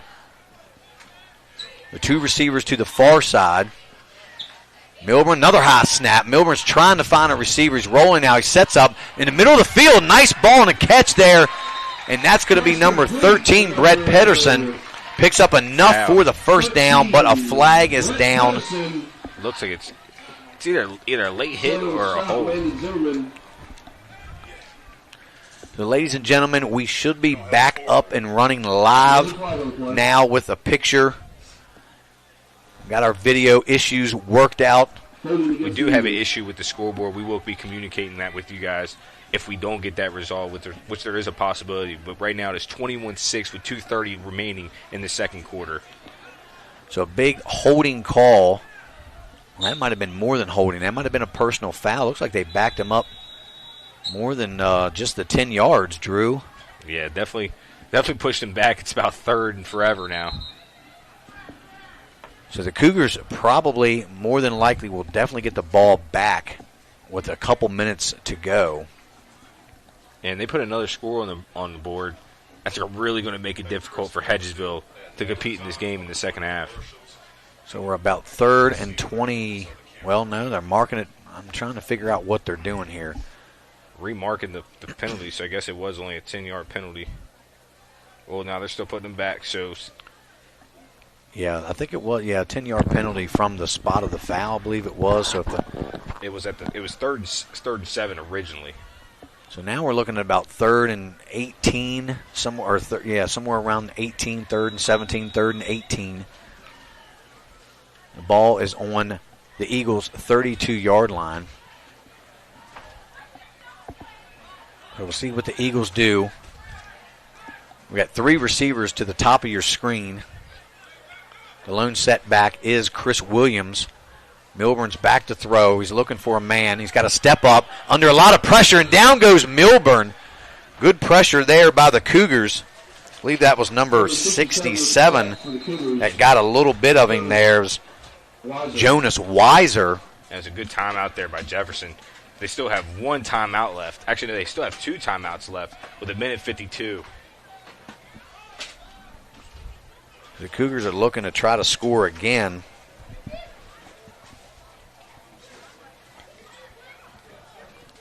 Timeout called on the field by Jefferson. So we got a moment. I'd like to thank our HTS sponsors one more time. I'd like to thank Catro Law, Ameritech Tire and Auto, R&L Landscapes, Enclosures Unlimited, Big Mike's Grillin', Opeka Motors called Jeremy Atkins, State Farm Insurance called Jared Ferguson, Rosedale Funeral Home and Cemetery, ERA Liberty Realty called Cheryl Yates, Benchwarmer Sports Bar and Grill, Cookies and Milk Daycare, and D. Gill's After Paints. So the Eagles are set to punt it away. It'll be Dalton Harper kicking it to number 6, Tayshawn Roper, and number 3, Demarius Wallace. We'll see if he gets another end-over-end roller and see if the Cougars have a chance for a return.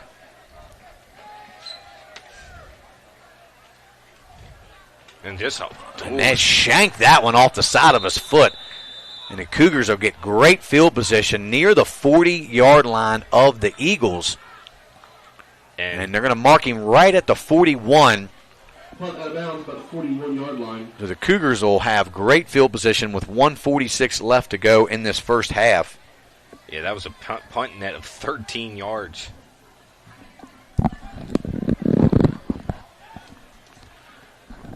So there's no doubt the Cougars are going to try to put another one on the board here before halftime. And this Eagles secondary looks like they were playing originally in cover 1. Now they're in a cover 2. They're going to try to prevent the long ball. Herrick throws it backwards to Roper. Roper's dancing around trying to make something happen, and nowhere to go as Roper's going to lose about 5 or 6 on the play, and it looks like Roper's down. He's in quite a bit of pain over there on the far sideline. Yeah, he kind of got wrapped up and twisted on. Hopefully Roper's fine over there.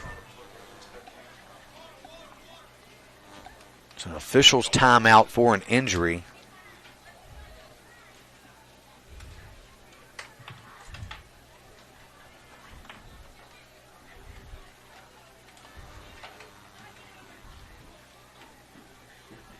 Well, hopefully Roper is okay. That would be a huge loss for the Cougars, not only for this game, but down the road.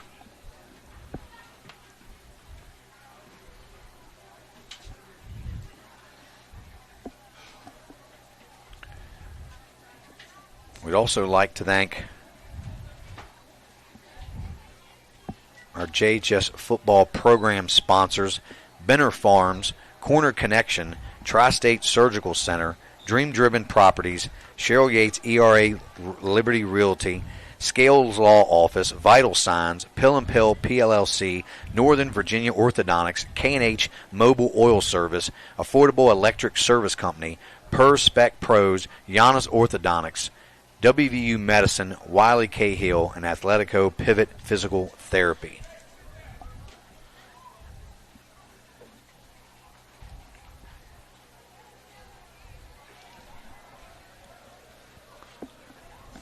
So 1:34 left to go here in this first half.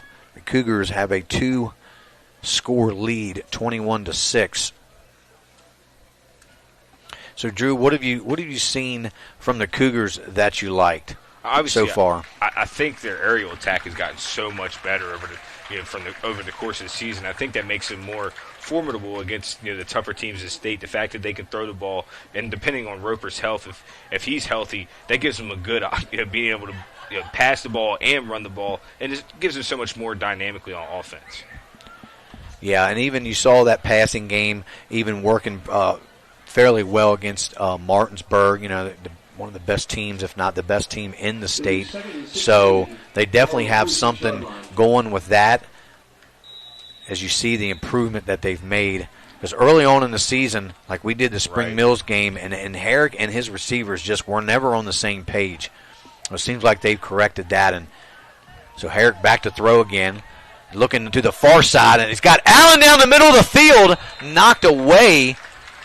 And that's credit to Hedgesville, adjusting, putting 2 safeties over the top this time instead of leaving one on an island, having to guard 2.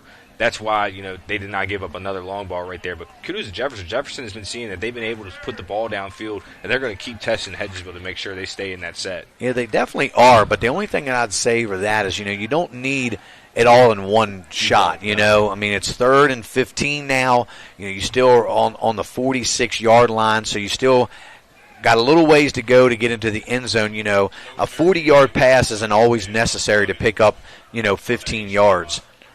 So 3 receivers here to the near side. Herrick back to throw again. He's looking for a receiver, waving downfield. Another deep ball. He's got Herrick. Jackson Rockwell, and he takes a huge shot, but not after a big gain and a first down inside the 10.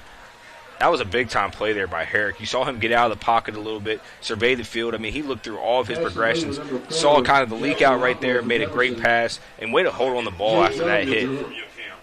Yeah, and I got to give Rockwell credit. It's one thing your receivers are always taught to do is work back towards your quarterback. And he whatever. I'm not sure exactly if he was running a post, but he kept extending that play as Herrick will take it himself, looking for room to run.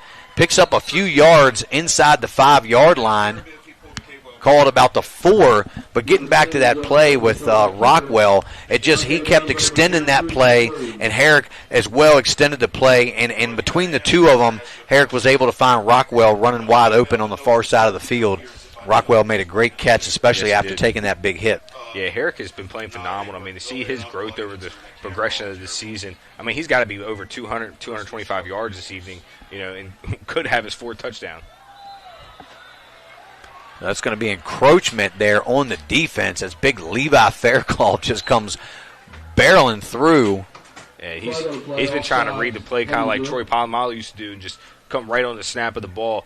He's got lucky a couple times, but now, of course, it's not costing him much. Cougar go quick, big up back. Leland Benner pushes his way into the end zone for the score. As Leland Benner, that's his first touchdown of his career, I believe.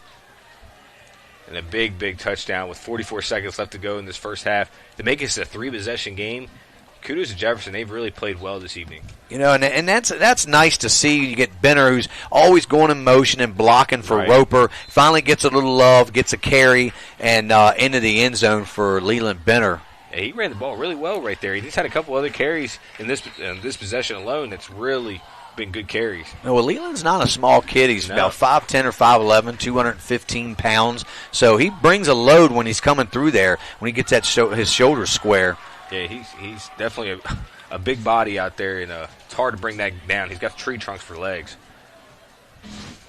So Jonathan Panaris is on to kick the extra point with 44 seconds left to go in the first half, as the Cougars have a 27-6 lead.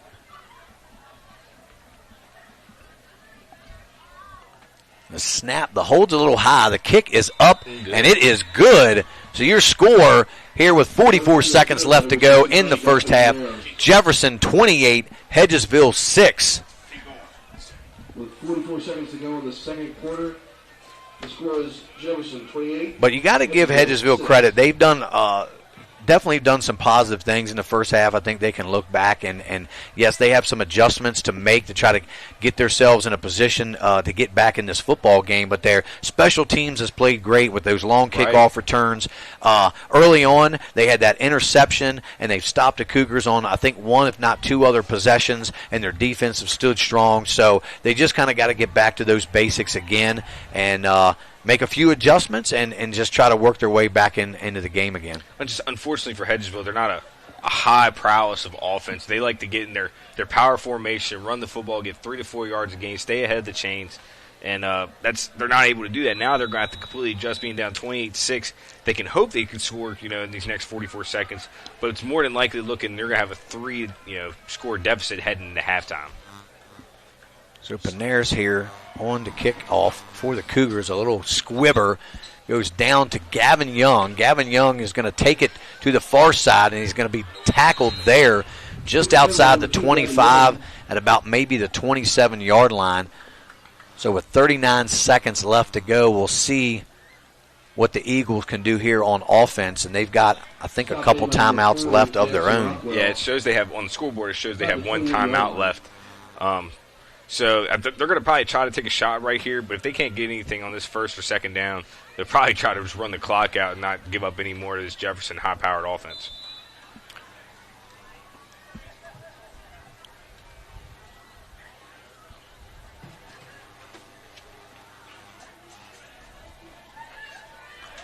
The two receivers here to the near side. You got Gavin Young and Jake Young. Man in motion is Jacob Gore. Milburn's going to roll to this side. He's under pressure, and Milburn's going to go down on the backside pressure. You had Benner in there, and also, my mind went blank. You had number 53 there, Noah Bajan. I apologize. Yeah, and they're probably content to letting the clock run out. They don't want to take a chance to give up any more points in this half.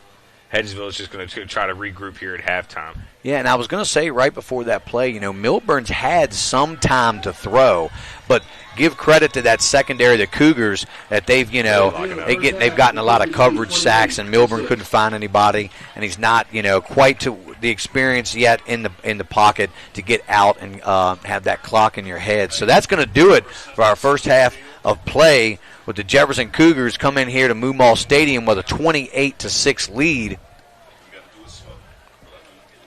But we're going to stay here for a few minutes while we got some time. We can take a commercial break real quick, and we're going to hear a word from our sponsors, and we'll be back with a little halftime show. And you're watching Home Team Sports TV.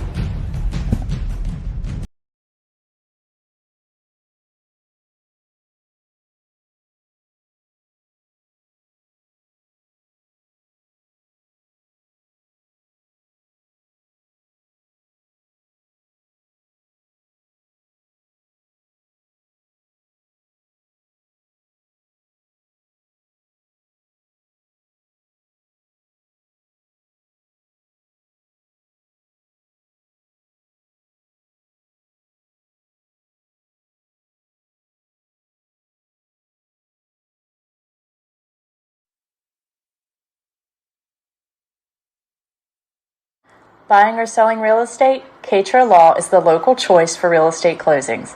In fact, we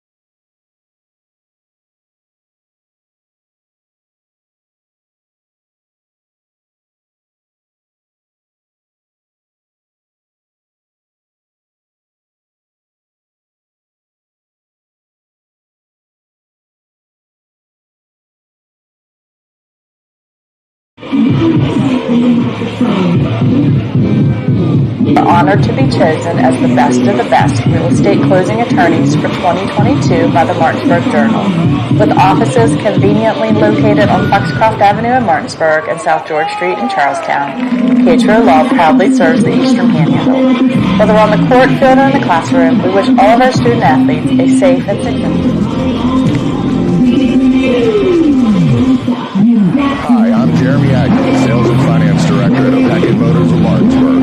Join myself and Home Team Sports TV as we lead the charge into the 2024-2025 high school football season, presented by the all-new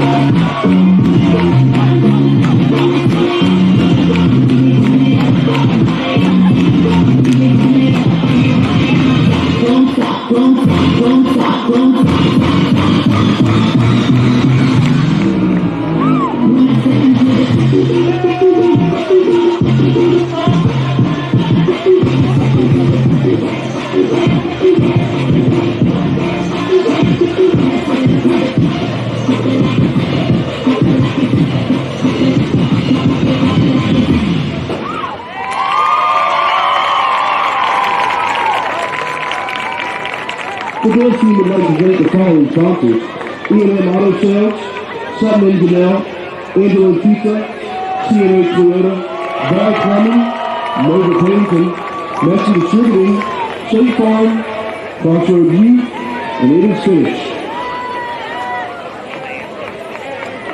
At this time, let's come out of the field with Hedgesville High School Marching Band.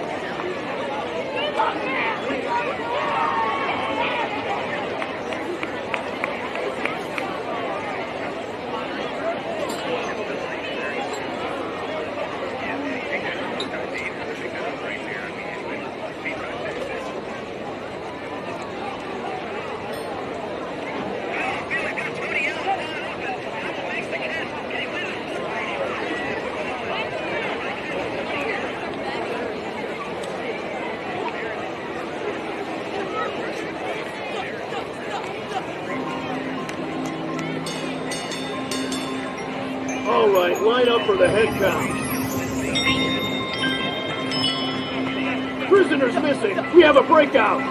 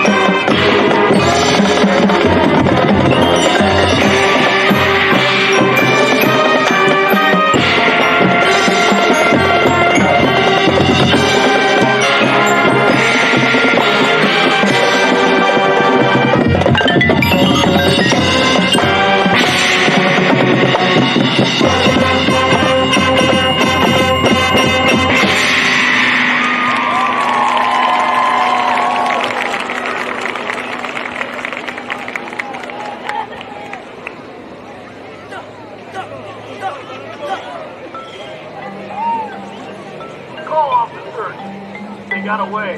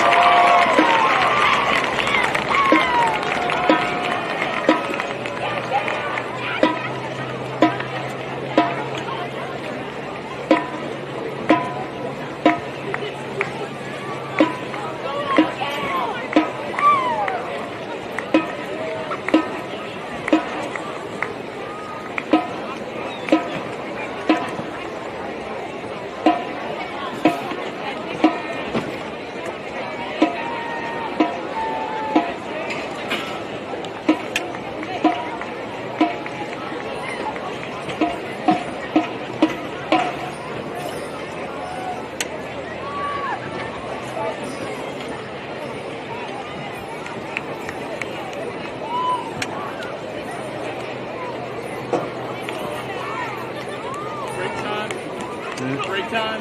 Yeah, or for a little bit. Yeah.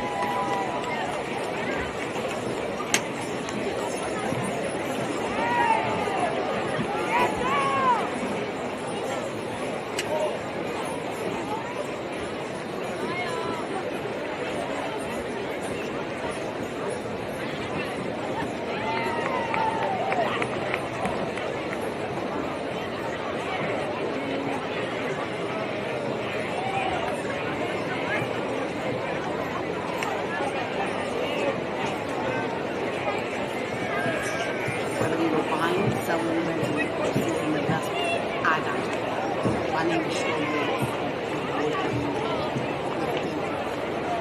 I've known Cheryl Yates for over 30 years now, and I've always found her to be the consummate real estate professional. On a personal level, Cheryl has handled 3 sales for us over the past 15 years or so and has done an excellent job on each and every one of them. She communicates extremely well, and you never have to worry about where you're at in the sales process. What I like about Cheryl is she's dependable, she's on time, she's flexible, and she works hard to get the job done. We had our sales very quickly through Cheryl Yates. Whatever your real estate needs may be, remember me. I'm the key to buying or selling your home.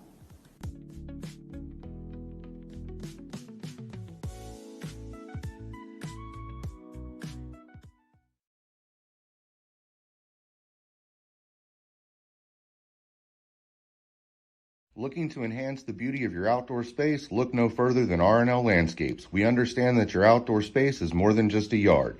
It's a place where memories are made with loved ones and where you find peace and tranquility. Our team of professionals will work closely with you to bring your vision to life. From expert design and installation to meticulous maintenance, we are committed to delivering breathtaking results that will make your neighbors green with envy. With our state-of-the-art equipment, we guarantee exceptional craftsmanship that will withstand the test of time. Contact R&L Landscapes today and let us turn your dreams into reality. Since opening in 2017, we have been the local hangout spot to watch a game and meet up with family.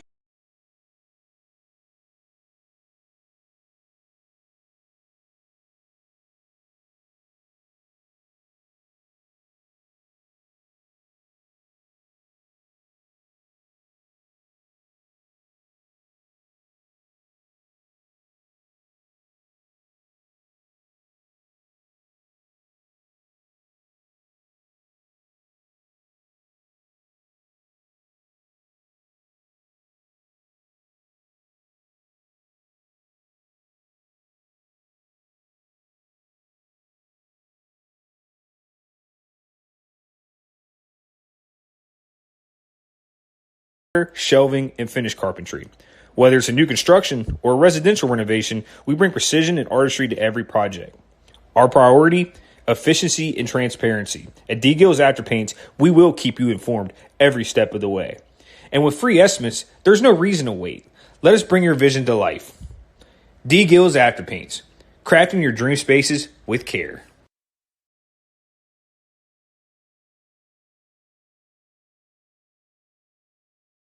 In the market for a new vehicle? Then look no further than CMA's Toyota of Martinsburg and CMA's Chevrolet of Martinsburg, all in one convenient location. We have over 350 new and used vehicles available, so you'll be sure to find exactly what you're looking for. And with CMA's Love It or Leave It promise and our lifetime powertrain warranty, you can buy with confidence. Visit us online at CMA's Toyota of Martinsburg.com and CMA's Chevrolet of Martinsburg.com, where owners just care more. Looking to enhance the beauty of your outdoor space? Look no further than R&L Landscapes. We understand that your outdoor space is more than just a yard. It's a place where memories are made with loved ones and where you find peace and tranquility. Our team of professionals will work closely with you to bring your vision to life. From expert design and installation to meticulous maintenance, we are committed to delivering breathtaking results that will make your neighbors green with envy. With our state-of-the-art equipment, we guarantee exceptional craftsmanship that will withstand the test of time. Contact R&L Landscapes today and let us turn your dreams into reality. Looking for better insurance coverage at a better rate, but you haven't been able to reach an actual person? Goosehead Insurance will help. Neil Powell is committed to helping you and the community get great coverage from a local agent who will answer your call. In Martinsburg, call Neil Powell Goosehead Insurance at 304-707-3549. He will customize a policy based on your needs. Call Neil Powell at Goosehead Insurance today, 304-707-3549.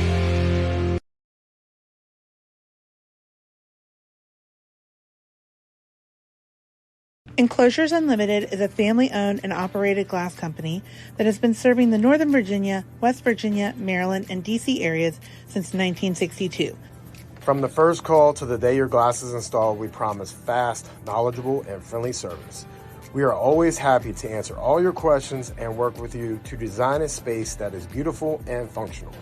When you choose to work with us, we will treat you as family.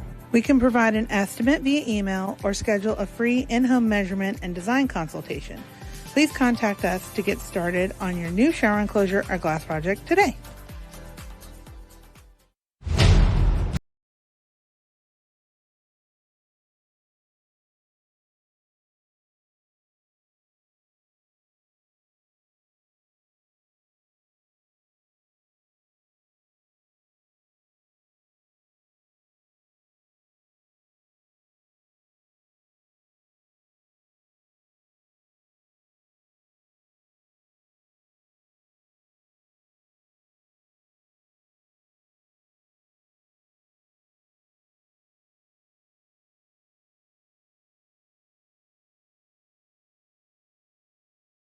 Where your score is Jefferson 28 and Hedgesville 6.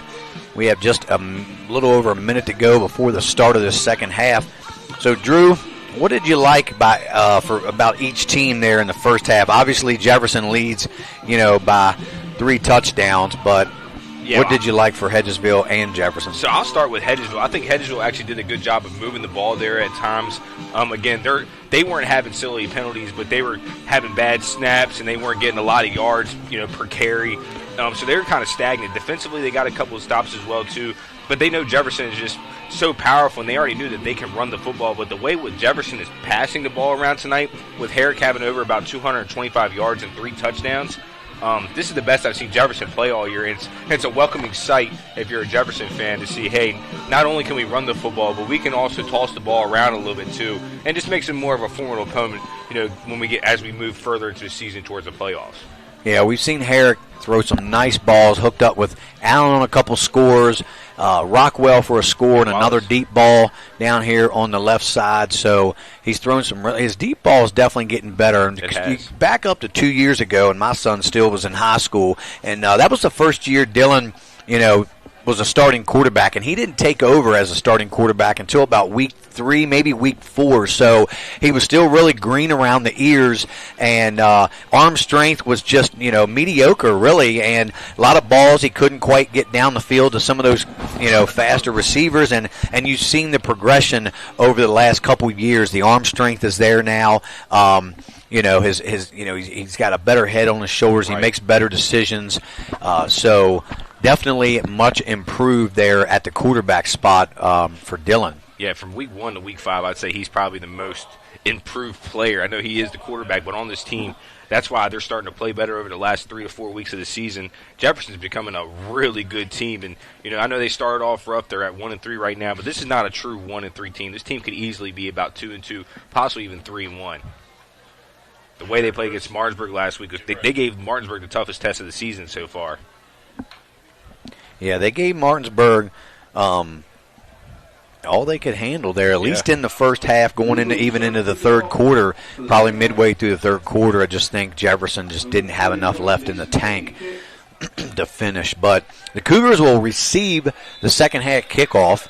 Back deep, number 2, Tony Allen, and number 3, Demarius Wallace. So we'll see a little pooch kick goes up to Trayvon Ledbetter. Ledbetter looking for some room, dancing around, has to just tuck it and go forward as he gets out to about the 44-yard line. That's where the Cougars will take over there. And this is a big drive for both sides. I mean, Jefferson can find a way to put another 6-7 points on the board, really extends the lead, and almost puts Hedgesville away early in the third quarter. Yeah, and we'll see what as Ledbetter limps off the field. He just came back today from a week 1 injury, and he's already looks like he's banged up again. So we'll see what his status is for his return, as now we got number 16, Braylon Moomaw, in the backfield for the Cougars. So looks like Tayshawn's night might be over. Is that looked like he was well in the neutral zone there. It did look like he was in the neutral zone. Did not throw a flag. They let it go.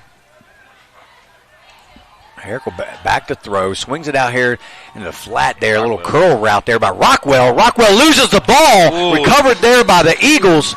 So a crucial mistake there by Jackson Rockwell as he gives it up on the first play. Basically, the second half started just like the first half with a Cougars turnover. Yeah, that was not what you wanted to do. I mean, Jefferson's been moving the ball, and again, it's just wasn't a penalty this time, but just fumbling the ball away. You know Coach Hunter's going to have him holding the football the rest of the week. Yeah, and with Roper potentially out of the game, they probably will look to throw more. So we'll see how they adjust to that in the second half. Yeah, now they're definitely going to have to lean on Herrick to make plays. A lot of those passes he made was because Hedgesville brought so many guys up in the box to defend Roper, and he's just been able to throw it over the top. So Harper there in the pistol set behind Milburn. Milburn going to go back to throw in his first series. He's got a man out here in the flat. That's Jake Young makes the catch near the first down markers. He's taken down around the 40-yard line. Well, they gave him forward progress to the 41, and they're going to say that he got enough for the first down. Are they moving? They're moving the chains. That was really close. I thought his forward progress was stopped about a half yard short.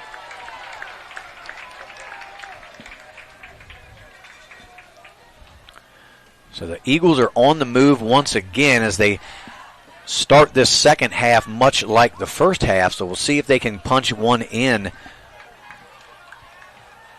are two receivers here to the near side.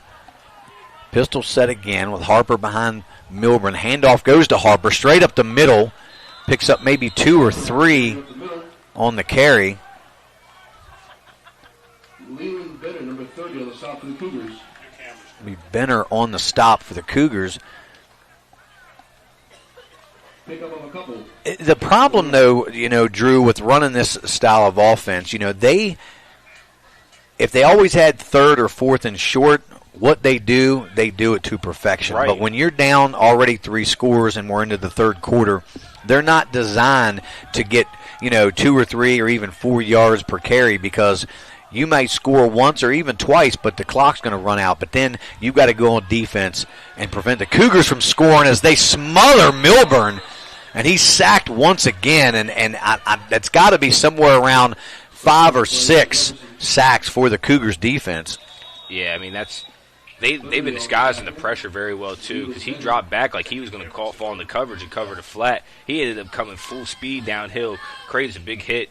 Makes it a 3rd and 13 here for Hedgesville. Yeah, and you can see Milburn walking around just very gingerly, like he's just not feeling 100% right now. He's been under a lot of pressures, taking some big shots. Yeah, I believe he's been sacked, 4 times this evening, JD? 4 or 5, yeah, somewhere around in there. And they've all been big sacks, and he's also had 2 that he's recovered, from the center, snapping over his head. Oh, and a quick timeout in the third quarter that I'm sure Coach Faircloth really didn't want to have to burn. Yeah, he definitely didn't want to burn that one early, but saw something he didn't like apparently. So with 9:39 left to go, we're going to stay right here. And while I have a moment, we're going to like to thank our home team sports sponsors. We have Catro Law, Ameritech Tire and Auto, R&L Landscapes, Enclosures Unlimited, Big Mike's Grillin', Opeckin Motors, called Jeremy Atkins. State Farm Insurance, called Jared Ferguson. Rosedale Funeral Home and Cemetery. ERA Liberty Realty, called Cheryl Yates.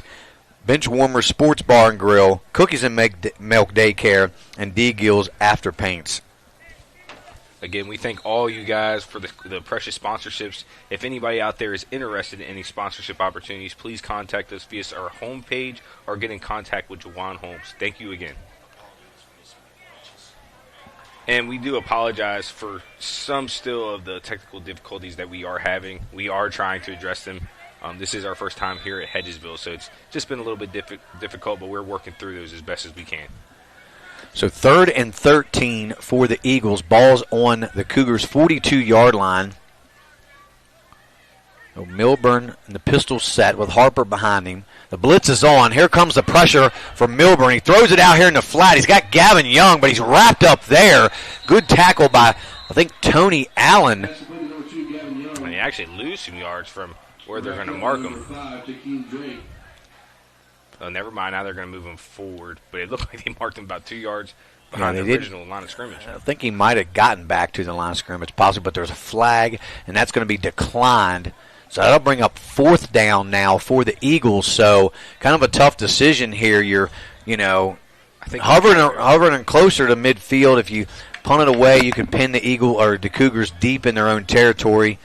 And if you're feeling like you're in a desperate situation at this point in the game, you're going to go for it. And I feel like they consider themselves desperate right now because there's just not enough clock left in the game for the type of style they run if they don't at least give themselves a chance to try to get this first down right here. And now there's only 10 seconds left. They're really fighting against the clock right now. So Milburn and Harper in the pistol set. Milburn going to be back to throw. He's throwing it up here. He's got a receiver, and it's picked off by Jackson Rockwell. He holds on to it this time. So as Milburn just throws it up there, it looked like he had a receiver for a second. The ball kind of floated up there, and Rockwell stepped in front, made a good play. Yeah, Rockwell made up for that little fumble that he had on the previous possession, got the ball back. Almost probably should have swatted that away because it gave Hedgesville a couple extra yards, but still, nonetheless, great series defensively there by the Jefferson Cougars. Right. The Cougars still without Tayshawn Roper in the game. So Braylon Moomaw is the running back to the right of Herrick. Two receivers to each side. Herrick will hand it to Moomaw. Moomaw's got a little bit of room up the middle as he's dropped there, but not until he gets a good gain there on first down. Call a game about 4, close to 5 yards for Braylon Moomaw. And Moomaw is really going to start getting some more carries right now, too, because with the score and the way that Jefferson is playing, even if Roper is able to go, would you still want to put him out there, or would you want to continue to save his legs? Because there's still a lot of season left absolutely. to go. No, I agree. The way he got banged up a little bit, had to sit out for a little bit during the Martinsburg game, toughed it out, came back, finished the game. Moomaw was in there towards the end of the game. But, yeah, the game's nearly out of hand now. It's a little touch pass there to Rockwell on the sweep. Gets a little bit of yardage. Ooh. Pushed out of bounds there, so bring up 3rd and short. But getting back to your point, yeah, I'd say you rest Roper. You have still, a long season ahead. This is only week 5, so you still have 5 games left in the season. A couple crucial games coming up that you need. So Roper needs to get healthy. Yeah, and like I said, we hope the best for him. I don't see him over there, in pad, so I would assume his night is over. But Roper is a tough kid. He wants to be out here. Herrick trying to get him with a hard count. So it's 3rd and 3 from the Cougars from the 45-yard line. Handoff goes to Moomaw. Moomaw straight up the middle. He's got enough for the first down. Good tough running. Moomaw's not a very big kid, but he definitely runs the ball hard. Yeah, he's running the ball. I mean, he got between the tackles right there. Knew he needed about 3 yards, ended up getting 4. Great run by Moomaw. Way to fill the shoes, the heavy shoes of Tayshawn Roper. Yeah, and that's the one thing, Moomaw, you never know when your number is going to be called, so you've got to be prepared. You've got to know the plays. You've got to know what you're supposed to be doing. And you also have to know the down and distance. When it's 3rd and 3, you got to know that you got to get 4 yards, and Moomaw did just that. Yeah, and Jefferson's starting to really bleed this clock now. I mean, they're in no rush, being up 3 scores. You're kind of beat up. They're going to try to take as much clock as possible. Nice little reverse here. He's got a wide open field as Demarius Wallace cuts up inside. Good gain on first down. I like the trick play. Been waiting for something like that for years. Wish they would have ran that with my son 2 years ago. Yeah, that was a beautifully designed play. You kind of saw it coming, but a little bit after the fact. It looks like Demarius Wallace got called for something after the whistle. Yeah, and that's something that the Cougars need to clean up. You're not going to get far into the playoffs if you get to the playoffs when you have these silly, nonsense penalties of these dead ball personal fouls, and they have them every game, Drew. Yeah, and this game's still far from over. With 7:33 left to go in this game, you just got a great first down, a great play call there by Coach Hunter, and now you're all the way back near midfield. That's just not the smart thing to do. They got too many seniors, and it's a veteran group to be making those type of silly mistakes, JD. And I'm not sure, didn't quite see what he did. I don't know if he got up barking something, if he threw the ball at the player or something. I don't know, but you just got to be smarter than that. So it's not like you ran 70 yards for a touchdown. You gained 20 yards, 25 yards. That's just, a good gain for a first down. You get up, hand the ball to official, and go back to your huddle. Yeah, that's what the officials were saying before the game, that they're going to be a little bit more tight-knit. They're letting some of the guys get away with some of the extracurriculars, but now that's kind of going on the wayside. I like the way the officials are kind of reeling this game in. 2 receivers to the far side. Handoff goes to Moomaw. Moomaw is going to bounce it outside, and then cuts back in, but the ball comes out, and it's recovered by Hedgesville. So another crucial mistake by the Cougars as Moomaw gives the ball up. And what a big hit, and just allowing Hedgesville to stay in this game. Still only a 3-possession game, JD. I mean, if they score right here, get a 2-point conversion, it's 28-14 going to maybe the fourth quarter, they still have a shot. Yeah, 2 turnovers now here in this third quarter. And, you just got to know when guys are around you like that, you got to put 2 hands on the ball.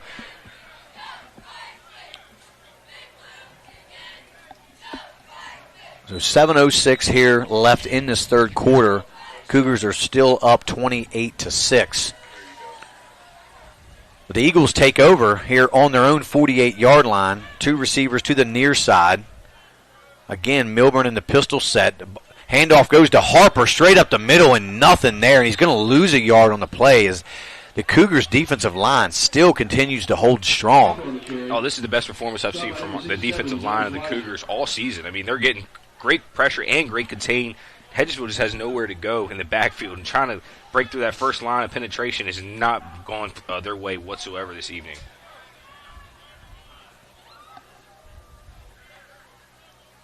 So they'll bring up 2nd and 11 now for the Eagles,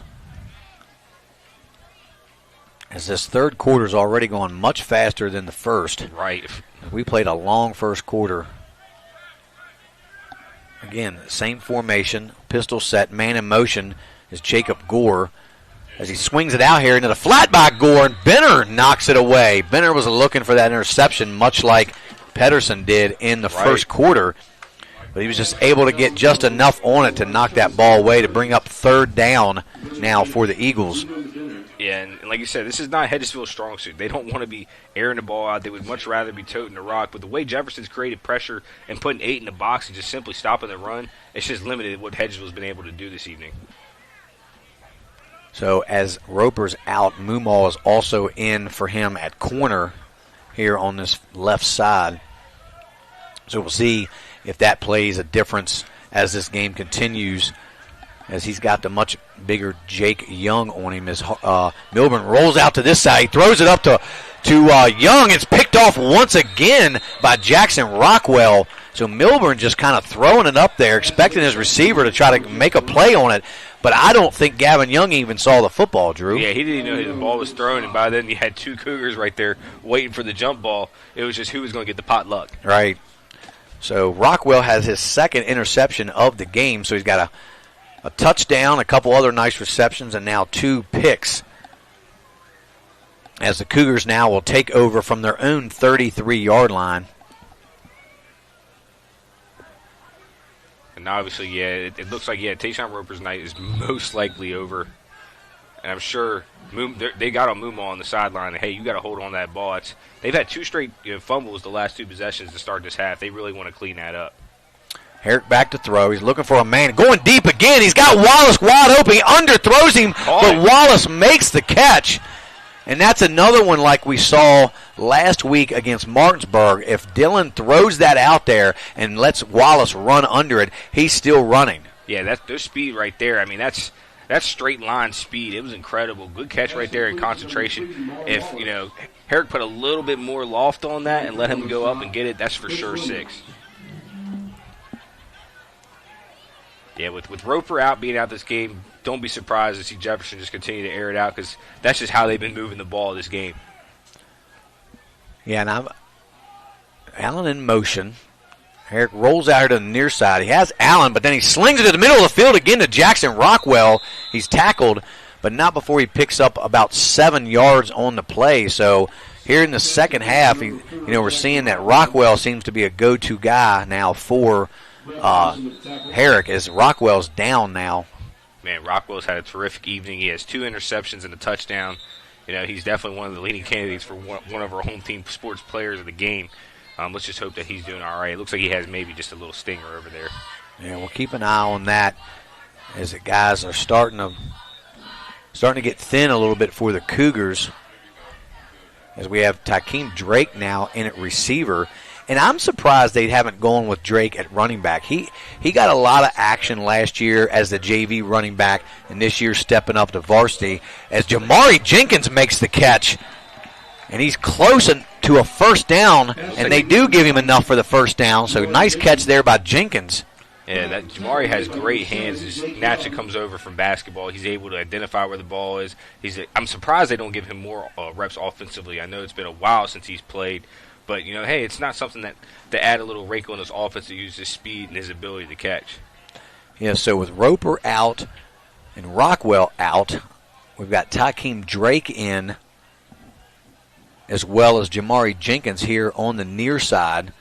Wallace and Allen to the top. Jenkins goes in motion. A little pitch pass to Jenkins. He cuts it up. Nice little cut up there by Jenkins. Another good gain. Had the hole, had to take it because there wasn't anything on the outside. So that was a gain of about 6 yards on first down. Yeah, what a little pitch right there. A little jet sweep pass to Jenkins. I think that might be something that they might start adding to this offense a little bit more.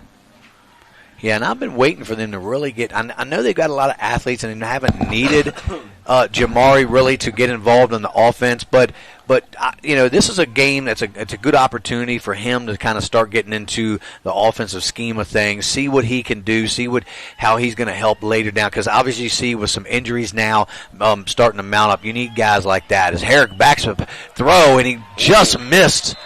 Was that Jenkins again? In and out of the hands of Jamari, but there's a flag on the play. Let's see if this is going to be holding on the Cougars. It might have been illegal contact. Well, the flag's in the backfield, so yeah, that usually indicates holding. So that's going to back the Cougars up. Yeah, I was going off Takeem Drake. It looked like he said that he touched him 5 yards past the line. And it did look like there was a little bit of contact on his side, but of course Herrick didn't go towards him. He went with Jamari. Maybe if he would have threw the ball to Drake right there, he might have got a call. So Jenkins is out. Rockwell is back in now for the Cougars. That'll bring up 2nd and 14. As Drake is still out here as the far wide receiver. Rockwell in motion. And Herrick goes deep. He's got Wallace. Wallace can't make the catch off the hands. Should have probably been caught for a touchdown as Wallace. It would have been a tough catch, but definitely one that should have been caught for 2 or for 6. Yeah, he's had a couple really nice grabs this evening. It's just surprising to see him not come down with one. Yeah, Herrick's been really putting that ball right where it needs to be for his receivers, and for the most part, they've all come down with him, except that one just in and out of the hands of Wallace. Yeah, Herrick's got to be pushing 275, 280 this evening because he had that 60-yard bomb on the last possession before the fumble happened. So he's definitely having his best game of the season so far. Herrick back to throw again. He's got a rollout. He's still looking for a receiver. Going to come back to this side. Nice block by Moomaw. There goes Herrick. Herrick's got a wide open Tony Allen in the end zone, and he makes the catch. No, that's Takeem Drake. Yep, number 5.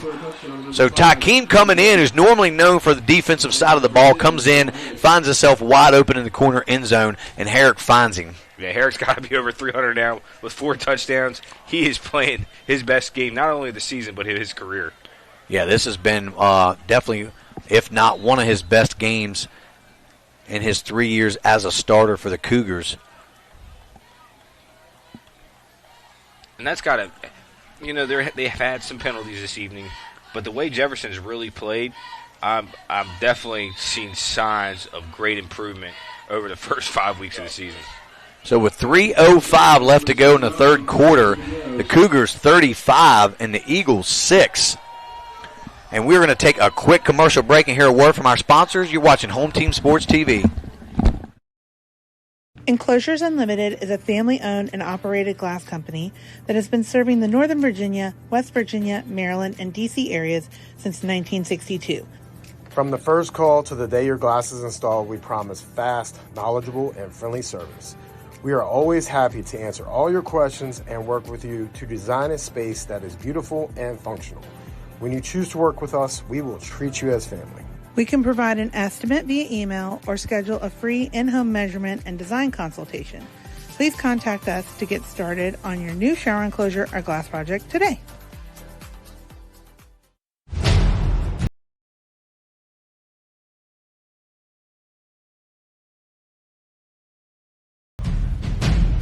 And we were back here at Moomaw Stadium as Jefferson extends their lead to 35-6 over the Eagles from a nice hook up there from Herrick to Takeem Drake.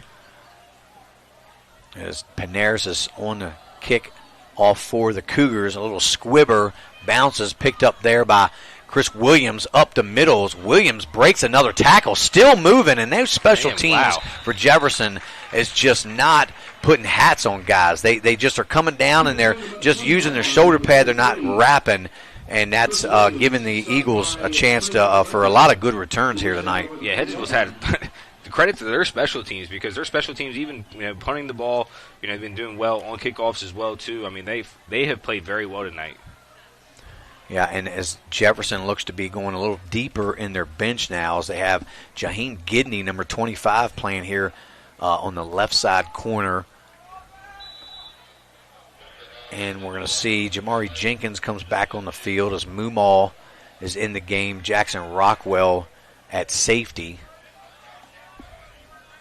So Milburn in the pistol set again. He's back to throw. He's going to throw right out here into the flat. He's got Gavin Young. Gavin Young makes the catch, cuts up inside. He's going to be tackled by a bunch of Cougars there. We'll call it a gain of about 4. Number 2, Gavin Young. So that'll bring up 2nd and 6 now for the Ville. Andy Roberts, number 20 on the stop for Cougars. So it's good to see some of the young guys. Number 20, we were talking about him a little in the before Roberts. We went on air. Andy Roberts, he made some big plays last week against Martinsburg. He's playing, a lot on defense. Haven't seen him on offense as much, but we did see him warming up with the quarterbacks. And let me tell you, he's a freshman, and he's got a heck of an arm. So look for him maybe in a year or two down the road to kind of take over that spot possibly. As Andy Roberts puts a little pressure and can't connect on Milburn as he gets in there and fights his way, kind of forces Milburn to throw a little quicker than he wanted to. Yeah, Roberts isn't your typical 14-year-old, JD. The fact that he was able to go in there, he blew up an offensive lineman to get to the quarterback. What a play. And like you said, we were watching him in pregame warm-ups, and he was dropping 35, 40-yard dimes, primetime dimes into his receivers. And I was like, wow, he might get some reps on the offensive side of the ball. Obviously, he's still a little younger, but that's something the Cougars fans can look forward to in the coming years. Yeah, and just watching him on defense has been nothing short but impressive. I mean, and to be playing linebacker as well as a position that's just not for the faint at heart. And you're playing in the middle there, going against some of those bigger juniors and seniors. They throw out here into the flat and caught there by Jake Young. That'll be enough for the first down. They will mark it at about the 45-yard line. That's enough for an HTS first down. We also have number 22 for the Cougars. That's Ronan Bartosevich. Also plays basketball, too. He's a solid basketball player. Decided to play football this year and definitely has made his way up to the varsity level and into the lineup. I tell you what, football and basketball players go together. It's like peanut butter and jelly. I mean, good football players play basketball, and good basketball players play football. Yeah, if you're an athlete, you should be playing multiple sports. Milburn back to throw. He's going to throw another one up. Nice delivery, and they're going to definitely get Braylon Mumal there for a push. He was just all over him, and that'll be pass interference. He might have got away with that, JD, if he would have flipped his hips and turned around and saw the ball. Yeah, if he had looked for the ball, might have not gotten that flag, but he was really... Otherwise, that was pretty good defense right there. Yeah, and give Milburn credit. You've seen him throw. He throws a nice ball, and he wants to trust his receivers. He threw a couple up that got picked early on, but he doesn't seem too rattled about that. He's come back, and he said, you know what, I'm going to trust my receivers, and I'm still going to throw it up to them and let them go make some plays. And sometimes you might not get the catch, but you draw a pass interference call like we just saw. Yeah, and Hedgesville, you got to admire their fight. I mean, being down 35-6, getting close to that fourth period, they could have packed it up and went home, but they're still trying to take a chance to try to crawl themselves back into this game. And Milburn in the pistol set, Harper behind him. Milburn's going to throw again, looking for receivers. Under a lot of pressure, has to throw it up. Makes the catch out there. Number 28 took a shot. They're going to call him down by contact there. But number 28, Noah Farrell, the junior wide receiver for the Eagles, made a nice catch out there because I saw Rockwell coming hard, breaking on the ball. I think he was going to try to pick that one off and take it to the house, but he didn't quite get there. Delivered a good shot, but yeah, having 2 interceptions in the season is a good season for most people in the secondary. The fact that he was about to have a hat trick of interceptions tonight, he was an inch away. Wow, Rockwell is having a very impressive game. So slowly but surely, the Eagles are now moving the ball close to the red zone here, down to the 24-yard line of the Cougars, and we're just inside a minute to go on this third quarter. And we're going to get a timeout called there by Timeout taken by Hedgesville. It's their second. Coach Faircloth.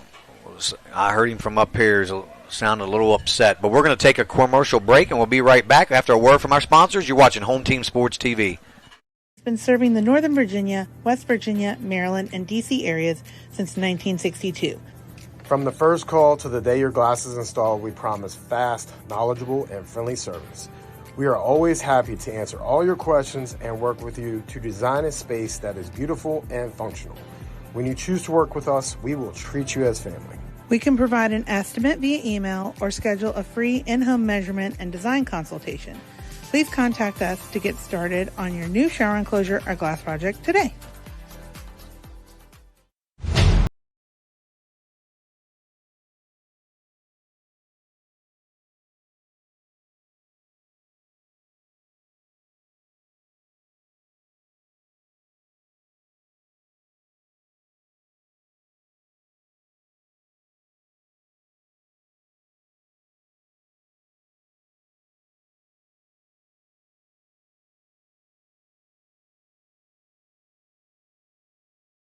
To Moomaw Stadium, 55 seconds left in the third quarter, and it's 2nd and 6 for the Eagles, and they are knocking on the door looking for some points here.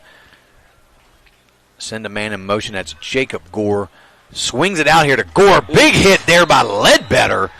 Knocks him down after no gain on the play. It's a great defensive play there by Trayvon Ledbetter. Yeah, he found him, identified him, hit him right between the shoulder pads.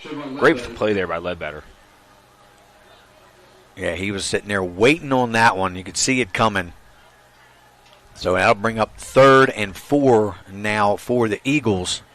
And there's no doubt it's 4-down territory for Hedgesville at this point as we're nearing the end of this third quarter.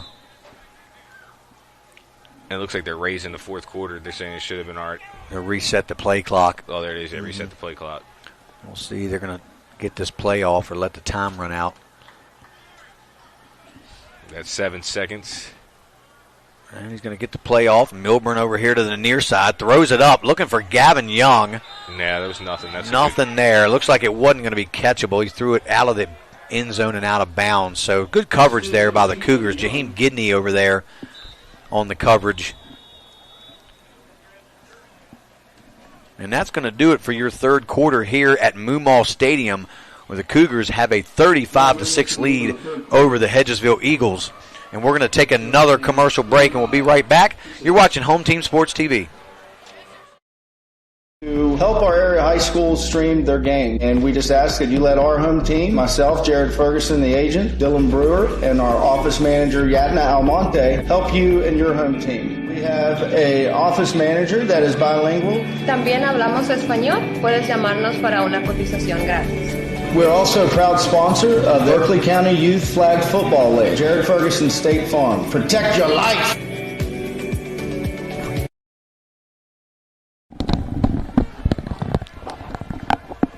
And we are back here ready to start this fourth quarter. Cougars have a 35-6 lead over the Hedgesville Eagles. And you know, they've got a good lead, 35-6, but it just seems like they've left a little bit out there. You know, Drew, it could be a little worse. Hedgesville's, you know, giving it what they can. You know, Roper got hurt, so that's a big loss for Jefferson. A lot of penalty yards called back in the first half as well. Yeah, I mean, as you've seen, it's a 35-6 game, so obviously Jefferson's in firm control. But it seems like they should have about 50 points on the board with all the turnovers. I mean, they've had 3 turnovers, 2 fumbles, and an interception, so they still have been shooting themselves in the foot. So Milburn out here to Young in the flat. He's tackled by Looks Jenkins. like he got it. And there, I believe, did they throw a flag? Pass complete to number 2, Gavin Young. Thought saw something fly on the field. No, but it looks like they're just giving first down. Jamari Jenkins. Yeah. Gonna wait and see.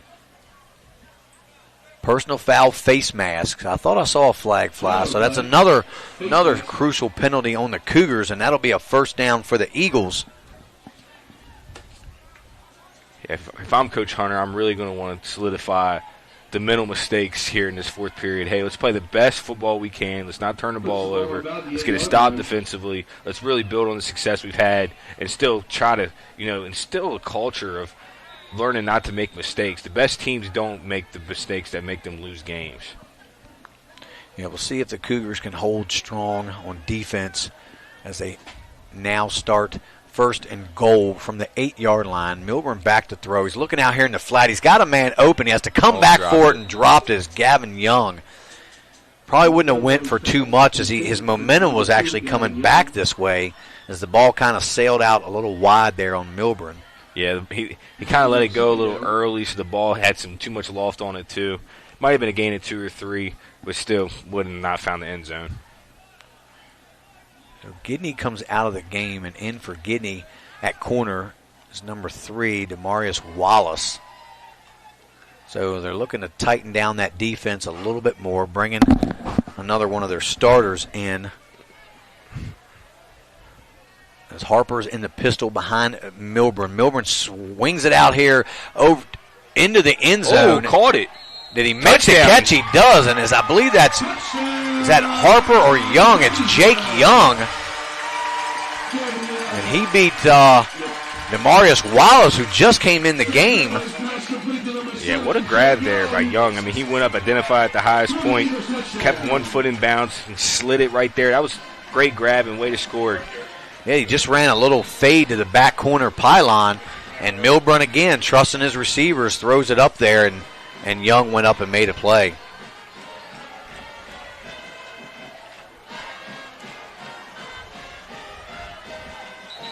Snap. Not going to be a flag and another offsides penalty against the Cougars. So, despite winning the game, you don't want to put a damper on your win. And although there's still plenty of time left to go in the game, so we're not just going to give the Cougars the game just yet. But they still got a good lead. But now it's 35-12, and you're still doing dumb penalties that we saw much in the first half. The kick is up, and it is good. So with 11:28 to go left in your ball game, the Cougars still lead 35-13 over the Hedgesville Eagles. So they cut just a little bit into that lead. Let's see if the Eagles can get a defensive stop and put another one on the board before the end of this game. Yeah, they kind of had a bad taste in their mouth. Obviously, that was a good throw that they had right there. But, they've kind of given up 2 Hedgesville touchdowns that, defensively they feel like they should have stopped. So hopefully they can finish out the rest of this game as 11-28, try to put another score on the board and not let Hedgesville get back in the end zone. But still, a lot of time left to go, JD. There is, yeah, almost a whole quarter of play left. We've seen stranger things happen. If the Cougars, they started subbing early, and, that's probably partly the reason why Hedgesville was able to drive down. And then they've got that personal foul call, that face mask call there, and that cost them 15 more yards. So and then that offside. So they've made some mental mistakes again this game and given up a lot of yards. But they're still in the lead, still comfortably in the lead. They just need to finish out this game. That they do, JD. It looks like they're going to do another little pooch kick. And onside little squibber as Takeem Drake makes a good play and falls on the ball there at the 49, and that's where the Cougars will take over. So you take a risk on that onside kick with still, over 11 minutes to go, and now you've given the Cougars really good field position. Yeah, and also you got to look at Hedgesville only having 1 timeout left. They know that they really need to just keep the ball if they want to continue to win, to have a chance to win this game. And we got Jenkins back in the game. Rockwell and Allen are still in the game. Wallace is still in the game. So as Tony Allen now will line up in the backfield, something that I think a lot of people have kind of wanted to see. The little option play is Herrick will take it himself, picks up about 3, maybe 4 yards on the play. And so getting back to that, you see that formation, right? And you wonder why. Maybe they just wanted to get Moomaw a few reps, to see what he can do, what he's capable of. But if you got a guy like Tony Allen as dynamic in him, and he's got running. He was a running back before he transitioned to receiver. So you got a guy like Jenkins who's still a good athlete that can come in and play that position. And you could just naturally move Allen to running back. I don't know why you didn't do that in the beginning. Yeah, you would think they would do that. I mean, Allen just is built like a natured running back right here. So swings it out here to Wallace. Wallace makes the catch. Enough for the first down inside the 35 to close to the 33-yard line. So that'll move the chains for the Cougars. Just a simple little bubble screen play there to Wallace.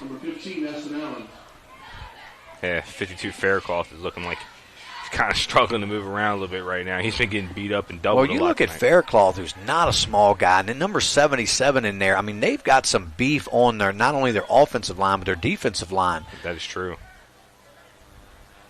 Allen there to the left of Herrick. 2 receivers here, Jenkins and Wallace. The pitch goes to Allen. He's going to use his speed to get to the outside. A flag is down. And that'll be holding again on the Cougars. And, I didn't see it, but that official as soon as that ball was snapped, he threw a flag. Yep. Didn't even, what are you seeing in a split second of a snap that quickly? Not saying that there wasn't holding because, we know a lot of grabbing and pulling and stuff goes on down in those trenches. But every play there is. But he must have thought he saw something. But, sometimes I feel like those officials, that guy's like, well, I haven't thrown a flag yet. I need to throw something. I need to throw something today. Got to let the kids keep playing. Now Leland Benner's in the backfield. Allen at his normal position here in the slot. Herrick back to throw. He's going deep again. He's looking for Allen. Wallace. Wallace goes up, nearly makes the catch, but great defense there by Gavin Young. Yeah, Wallace looked like he saw another 6 right there. Snuck in there at the last second, knocked the ball away. Great defense there by Young. Yeah, and I think Herrick, he is really throwing some nice deep balls today. I mean, that one was nearly 50 yards in the air, so. Yeah, he's going to have to ice that shoulder tonight, JD. He's had a lot of airtime underneath these balls, too. So that'll be second. Now they need that's fine. I'm not mad that they went for everything on first down, but second down, let's not throw 40 yards down. Let's get at least 10 yards of that back, so you're third and manageable now. Rockwell in motion, swings it out here. Little screen play there to Wallace. Wallace is going to have to go backwards, and he's huge loss. So that was a bad decision there by Demarius Wallace, as he'll lose at least another 10 yards. Yeah, 2 flags on the play. So we'll wait and see what the flags are, but usually those are in the neighborhood of a block in the back or a holding call. They're looking over here to Faircloth as he wanted to decline it. Now, this is going to bring up 3rd and a mile for the Cougars. You just don't have anything in the playbook for a 3rd and 30 usually, unless we're just running all goes. Yeah, it's 3rd and from Berkeley Springs right now, so hopefully, they just don't want to turn the ball over right here. Take some more time off the clock. I mean, Jefferson's still airing the ball out. You would think now, having this comfortable lead, you want to start ticking away with Hedgesville only having 1 timeout left.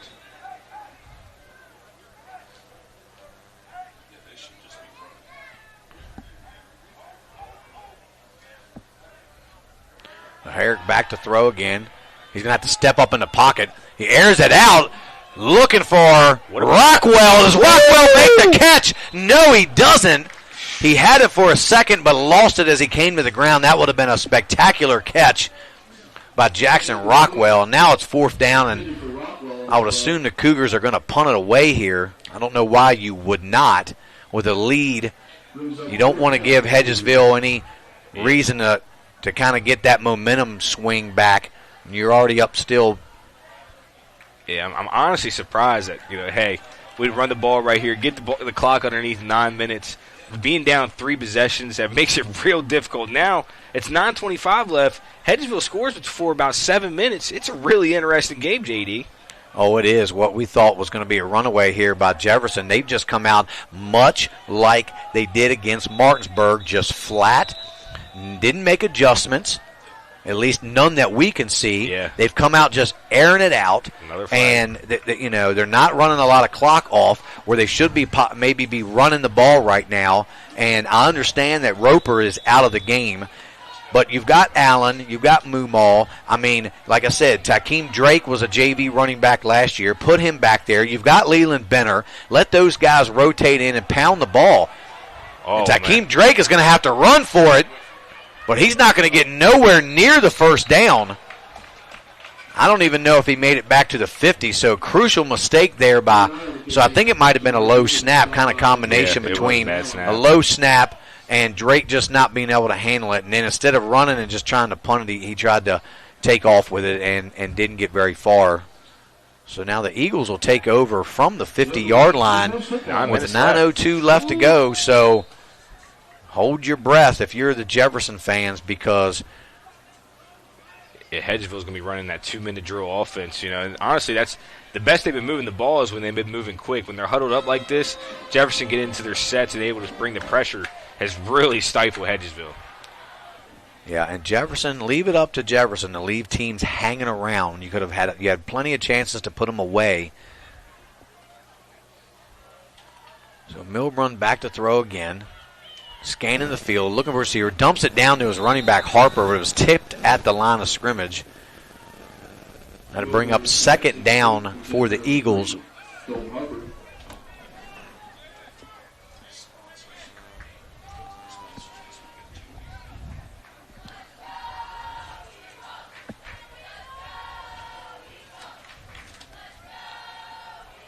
Second and 10, still from about the 50-yard line. Clock stopped at 8:57. The two receivers here to the near side is still Gavin Young and Jake Young, with Harper in the backfield behind Milburn. Milburn going to back to throw again. He throws it out here in the flat, a little high. Jenkins almost in position for an interception. And that's what that pressure does, though, JD. The fact that Jefferson's been able to get there all night kind of make him antsy in the pocket. He's letting the ball go a little bit too high, sometimes too low, and that's credit to Jefferson's pressure all evening. Yeah, I think Milburn is definitely a promising quarterback. Still has some growing to do, as we can see, but maybe doesn't quite have the supporting cast either as like guys, teams like Jefferson and Martinsburg do, but still working through it. Milburn back to throw. He throws it up here to the near sideline. He's got a receiver, goes out of bounds. That's going to bring up fourth down. So it looked like he had a couple receivers kind of in the same area, so I'm not sure who ran the right route and who ran the wrong route. Yeah, there's two guys right there in the same vicinity. And yeah, he's just tossing it up right now, seeing if anybody can come down and make a play. Right. And sometimes, when you're a young quarterback and you're not sure, maybe you're not. Obviously, we can see he's not that dual threat type of quarterback. Right. He wants to be a pocket passer. So he's going to try to trust his receivers. He's got, senior receivers out there, and he's just throwing it out there, letting them, trying to make a play. As he throws deep now, you see that arm he's got. Wow. Throws it way down the field, and there's Jackson Rockwell with another interception, but he loses his footing. That's 3 tonight, though. That's crazy. And he's inside the 10-yard line. They're going to mark him down around the 8. If he could have kept his footing, he might have had a good return. Yeah, that was almost like a punt right there. Probably should have just preferred to just knock that away. But now with 8:38 left to go in this fourth period, that all but about does it for Hedgesville's chance of making a comeback. Yeah, and I agree with you. I mean, you're starting your possession at now from the 8 versus starting here from the 50. So when you look at it, yeah, it's nice in the stat book. He gets an extra interception. He's got 3 for the game. But in terms of what was the smart play to make, knock it away, knock it down. But we'll see if Jefferson can go 92 yards. and score here with 8:38 left to go. Yeah, they would probably like to put one more. Yeah, I would say so, because the last couple of possessions they've had some turnovers. They turned it over on downs, so it's just left. If I was Coach Hunter, that just kind of leaves a bad taste in my mouth. You don't want to end the game on just a terrible. The last couple of offensive possessions have just been awful. Yeah, probably two of the worst that they've had all year. And so if you can put a nice long drive together, it'd be nice you had to hit on a long pass play, but if you could put a nice long drive together, eat up most of that clock, and then score, I think that you'd be pretty satisfied leaving out here with a win. Yeah, and on the flip side of the coin, their offense is so beat up right now. They're onto their third and fourth guys in some positions, some of the skill guys, so I'm sure they just want to get out of here. Obviously, they'd like to have a nice drive and score, but I think they're content with just walking away with this win this evening. Yeah, it started off good, and it just kind of hasn't been what we kind of all thought it was going to be. So you'll take it. I wouldn't say it's an ugly win, because it wasn't all ugly. Just the last few series have been, kind of ugly for Jefferson. But of course they haven't had their number one guy Roper, as Moomaw take it, and he picks up about 8 yards, close to a first down. Carried by number 16, Braylon Lugo. So, you got a guy like Roper that goes out of the game. That definitely, changes your game plan, changes a lot of the plays that you would normally run with Roper. You're most likely not running with Braylon Moomaw. Right, although I like Moomaw, he's a tough runner. But again, I'm not sure why you're not, going with Allen and then Jenkins at receiver if you're still trying to consistently move the ball and look good as an offense. Right, and I've actually liked Moomaw's game in the past. Like, he has been a really good pass blocker. He's gave Herrick a couple extra seconds back there to help him deliver some balls. So, hey, he might not be the runner that Roper is, but I think he's just as capable as a blocker as he is. Yeah, and you see him picking up that first down and moving the chains, and that's a good sign for Jefferson now that we're under 7:40 left to go in this ball game.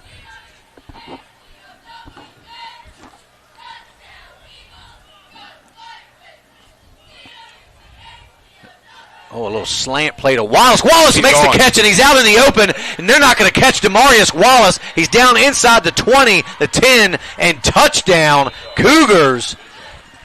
Mama, there goes that man. He was gone, wasn't he, JD? Yeah, that was a nice 75-yard catch and run. Nice slant ball by Herrick. And a good catch, and the rest Wallace did himself. So you see that speed, and it's not a lot of guys are going to catch guys like Wallace and Allen when they get out in the open field like that. Yeah, and approximately Herrick has about 360 yards, and he has 5 touchdowns. It's got to be the best game of his career. Yeah, I would say so. Going back to his first year, I don't think he had a couple 3-touchdown games. I don't even know if he had a 4-touchdown game, maybe one. But now 5 touchdowns. Yeah, that puts him over the top. As Panaris is on to kick the extra point, it's up and good. And with 7:16 left to go in the game, the Cougars extend their lead 42-13. And we're going to take a quick commercial break, and we'll be right back. And you're watching Home Team Sports TV.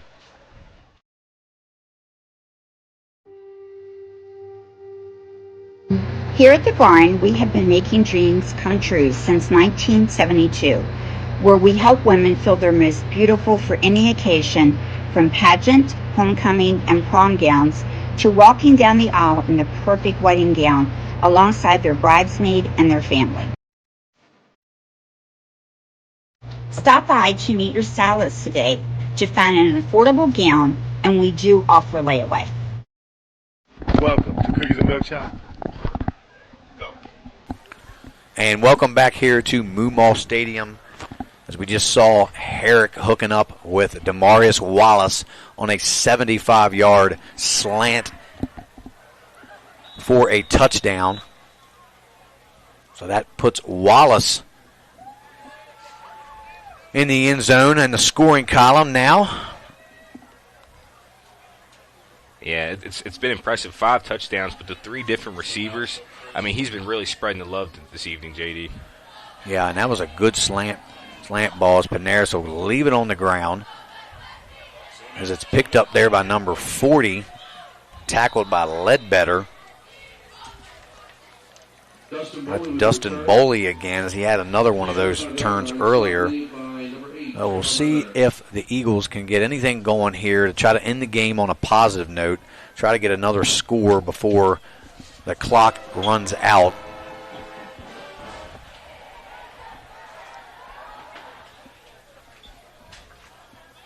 So Milburn probably would just like to get out of this game as quickly as possible, as he's really been beat up throughout the game, and he's been asked to do a lot. You know, when you get down in games like this, you know, you don't really have much of a choice but to throw the ball. Your offense isn't necessarily set up to hit on big plays like we've seen Jefferson do tonight, but you know, he's trying to give his receivers a chance and throw it up there. As Dalton Harper catches this little pass out of the backfield, runs over a guy there. It's number 35 for Jefferson. He does hang on to make the tackle. That's Aiden McAtee. So we're starting to see a lot of substitutions now for the Cougars on defense. I think most of the guys that are in the game for the Cougars. Yeah, reserves. Good chance for them to get some playing time.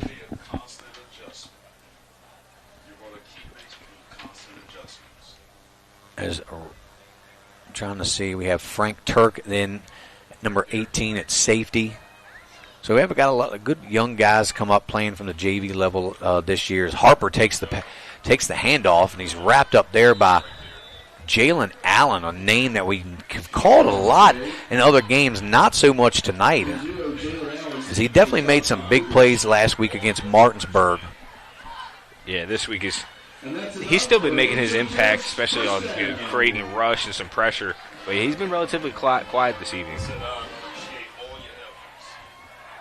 now the Jefferson defense has a whole new unit in there at linebacker and on the defensive line. I believe Jamari is the only starter in the game right now. Milburn just flips it there to Harper. Harper finds a nice hole, lowers his shoulder, tackled there by Jaheim Gidney. Chris Williams will come in to the game now in place of Harper. So it's 2nd and 4 for the Eagles. Brings up 2nd and 4 for the Eagles. So also in the game for the Cougars, number 44, Chase Martin. Number 14, Edward Arimier, if I'm hoping I'm pronouncing that correctly. Gavin Young in motion. There's going to be a flag on the play. You're going to get a false start there on the Eagles, so that'll back them up 5. Flag on the play. False start on the Eagles. Creeping below 5 minutes now. It looks like both teams kind of are emptying their bench a little bit. We've seen a couple of different guys on the offensive line for Hedgesville now. Also into the game for the Cougars is number 62, Anthony Goutreau.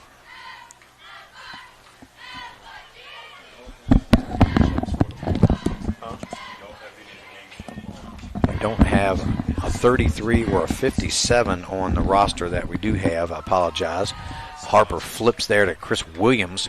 Williams is tackled there by number 8, Trayvon Ledbetter. He picks up a couple on the play. That'll bring up about 3rd and maybe a long 6.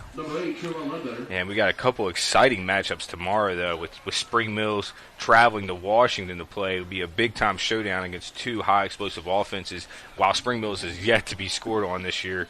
And another big cross-county rivalry with Musselman and Martinsburg. Obviously, Martinsburg, the juggernaut, and Musselman kind of in a down year. So 2 really good EPAC games tomorrow that will be excited to help, figure out who's going to figure on the leaderboards this year coming down the stretch. So Williams straight up the middle, broken tackle there. Frank Turk in on the tackle, so is Jamari Jenkins, but Williams picks up enough for the first down. It'll move the chains as though it had 1st and 10 from about the 37-yard line. Ledbetter with the stop. That's enough for an HTS. Ledbetter get in there. Coming back from his week 1 injury, he's definitely kind of made his presence known on the defensive side of the ball. And, man, Jefferson's got some serious athletes that can play on both sides of the ball. Ledbetter, you got Herrick, who's been delivered tonight, Rockwell, Wallace, Allen. I mean, they have a squad if they can just put it all together. Definitely have some up-and-coming promising players. There we go. Dalton Harper straight up the middle. Picks up 3 or 4 on the play. Dalton Harper with carry up the middle. Yeah, now that we're about 3 minutes left to go in this game, JD and I have talked about it. I would be remiss to say that Dylan Herrick does not become the home team sports player of the game for the Jefferson and Hedgesville matchup with 5 touchdowns over about 350 yards passing. He's had a phenomenal game, and JD, what would you like to comment on what type of game we've seen from him this evening? Oh, like we said, he's just basically it's a coming out party for Dylan Herrick for the most part, because he's just done almost everything right. Put a lot of balls right where they needed to be, and he looks like he really grew up this game. It's a good game kind of for him to do that. We're to the midpoint now in the season. It's a good game for him to kind of spread his wings more or less and really solidify himself as one of the top quarterbacks in the state. So throwing for over 300 yards and 5 touchdowns, that'll look good in the stat sheet, that's for sure. Yeah, I mean, that's up there with some of the Jefferson's had some great quarterbacks here. I mean, I went to school around the same time that Andrew King was here, and I don't think he's ever had 5 touchdowns in a game. So that's pretty incredible when you do something that not one of the best quarterbacks in school history have done. Jacob Gore now gets the handoff, fighting for yards, picks up enough for the first down close to the 25-yard line. We have 1:40 left to go in this game. For the Cougars, that's enough for an HTS first down. So Hedgesville doesn't seem to be in any hurry to try to score. So we'll see if they can get another one in here with just 1:20 left to go. It make the scoreboard look a lot better. I mean, this game hasn't been close since about the first period, but give credit to Coach Faircloth. I mean, he has had his guys out here ready to fight, and they gave everything they've had this evening. Oh, looks like Gore again on the carry. He picks up another 2 or 3. So they're pretty much content just running this clock out now. Number 9, Jamari Jenkins with a tackle. Just want to get out of here. Boy, a lot of players going to be hitting the ice bath later, I would think. The ice bath recovery this evening. Jefferson's, they're going to be happy that they're walking out of here with the win, but there is still a lot of improvement for as talented as the team this is. They've had a lot of mental errors that really, that's why, hey, they're in this 1-3 spot. If they could learn to capitalize and build on this performance tonight and limit the turnovers and penalties, this will be a really tough team to beat in October and November. Yeah. Jefferson coming up plays South Hagerstown next week. That'll be a home game, followed by another home game against Millbrook, Musselman, Clarksburg, and Washington to close out the season. So definitely a lot of winnable games there on their schedule. Washington, I'm sure they have that one circled on their schedule as well. And that'll do it here at Moomaw Stadium, where the Cougars take this win here at Hedgesville 42-13. And we're going to be right back with our player of the game, and that is Dylan Herrick. So a great game, Dylan. And we're going to go to a quick commercial break, and we will be right back. You're watching Home Team Sports TV. To enhance the beauty of your outdoor space, look no further than R&L Landscapes. We understand that your outdoor space is more than just a yard. It's a place where memories are made with loved ones and where you find peace and tranquility. Our team of professionals will work closely with you to bring your vision to life. From expert design and installation to meticulous maintenance, we are committed to delivering breathtaking results that will make your neighbors green with envy. With our state-of-the-art equipment, we guarantee exceptional craftsmanship that will withstand the test of time. Contact R&L Landscapes today and let us turn your dreams into reality. Since opening in 2017, we have been the local hangout spot to watch a game and meet up with family and friends.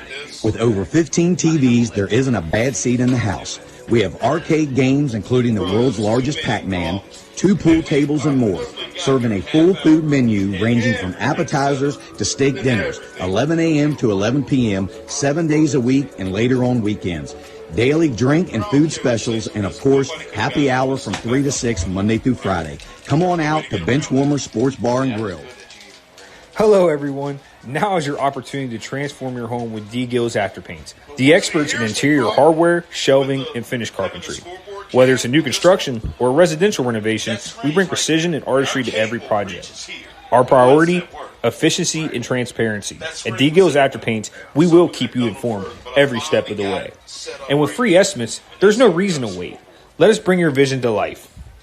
D. Gill's Afterpaints, crafting your dream spaces with care.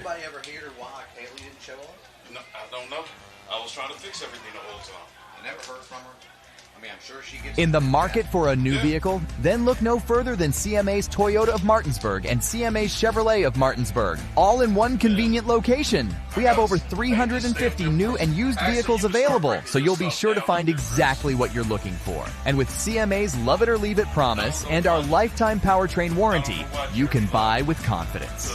Visit us online at CMA's Toyota of Martinsburg.com and CMA's Chevrolet of Martinsburg.com, where owners just care more. Looking to enhance the beauty of your outdoor space? Look no further than R&L Landscapes. We understand that your outdoor space is more than just a yard. It's a place where memories are made with loved ones and where you find peace and tranquility.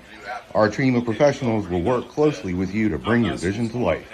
From expert design and installation to meticulous maintenance, we are committed to delivering breathtaking results that will make your neighbors green with envy. With our state-of-the-art equipment, we guarantee exceptional craftsmanship that will withstand the test of time.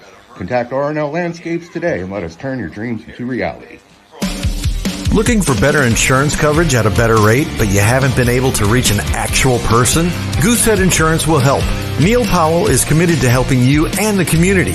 Get great coverage from a local agent who will answer your call. In Martinsburg, call Neil Powell Goosehead Insurance at 304-707-3549. He will customize a policy based on your needs. Call Neil Powell at Goosehead Insurance today, 304-707-3549.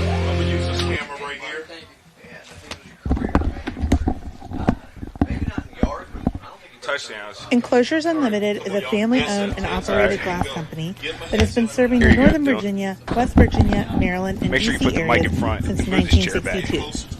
From the first call to the day your glass is installed, we promise fast, knowledgeable, and friendly service. We are always happy to answer all your questions and work with you to design a space that is beautiful and functional. When you choose to work with us, we will treat you as family.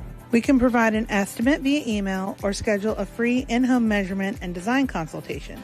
Please contact us to get started on your new shower enclosure or glass project today. And welcome back, everyone, to Home Team Sports Network. Joined by the Home Team Sports Player of the Game, Dylan Herrick. How you doing, brother? Great game today. Oh, I'm doing great. I'm just happy to be out here with my team. I'm proud of everybody. I tell you what, 5 touchdown performance, about 350 yards through the air. You know, hey, you guys are really moving the ball well tonight and had a great win. How do you capitalize on this and move forward with the momentum? Oh, I just feel like we need to keep everything going every single day in practice. Every single day we just need to get into film, get into the playbook, make sure that we know what we're doing, and come out here and give this intensity every single game. And I feel like we have a big thing of falling off at halftime and getting back on it late. We need to just stay on it the whole entire game. Yeah, I mean, and saying about that after halftime, obviously you guys had a couple guys go down with Tayshawn Roper. Rockwell obviously was a little banged up, but he had a 3-interception performance. How do you guys move forward? Obviously now you're 2-3. You're still vying to maybe host a home playoff game. What steps are you guys going to take to kind of rectify some of these penalties and these little mistakes that you guys are having? I feel like the penalties are more of like a main team thing. Like, it's not just the offense, not just the defense. All of us run our mouth a little bit. All of us hold a little bit. So we have to correct a little bit of everything. But I'm literally more than happy or more than proud of my whole entire team. I think we're going to lead in here to this next week. So basically the last question I got for you guys, like I said, you're 2-3, 5 weeks through the season. Say 5 weeks from now, where do you guys expect to be going into the playoffs? Man, I don't want to lose. That's a good answer. Man, I really don't want to lose. It's me and my whole team. We've been through it through thick and thin, and I feel like it's about time that we finally pulled everything together and we can go on the long run. Well, we appreciate that, Dylan. Like I said, 5 touchdowns this evening, over 350 yards passing. Improve your guys' record to 2-3 on a tough road win against a Hedgesville scrappy team. So congratulations, Dylan, and good luck for the rest of the season, brother. Thank you, sir. Thank you. And this is Drew Pitzer again with Home Team Sports. We'll be right back with you guys after a commercial break. Thank you again. And, yeah, I guess there is no commercial, so that'll be it. I guess we're signing off. We'll be back with you guys shortly next week again for Jefferson and South Hagerstown. Thanks again for watching, guys. You all have a great evening.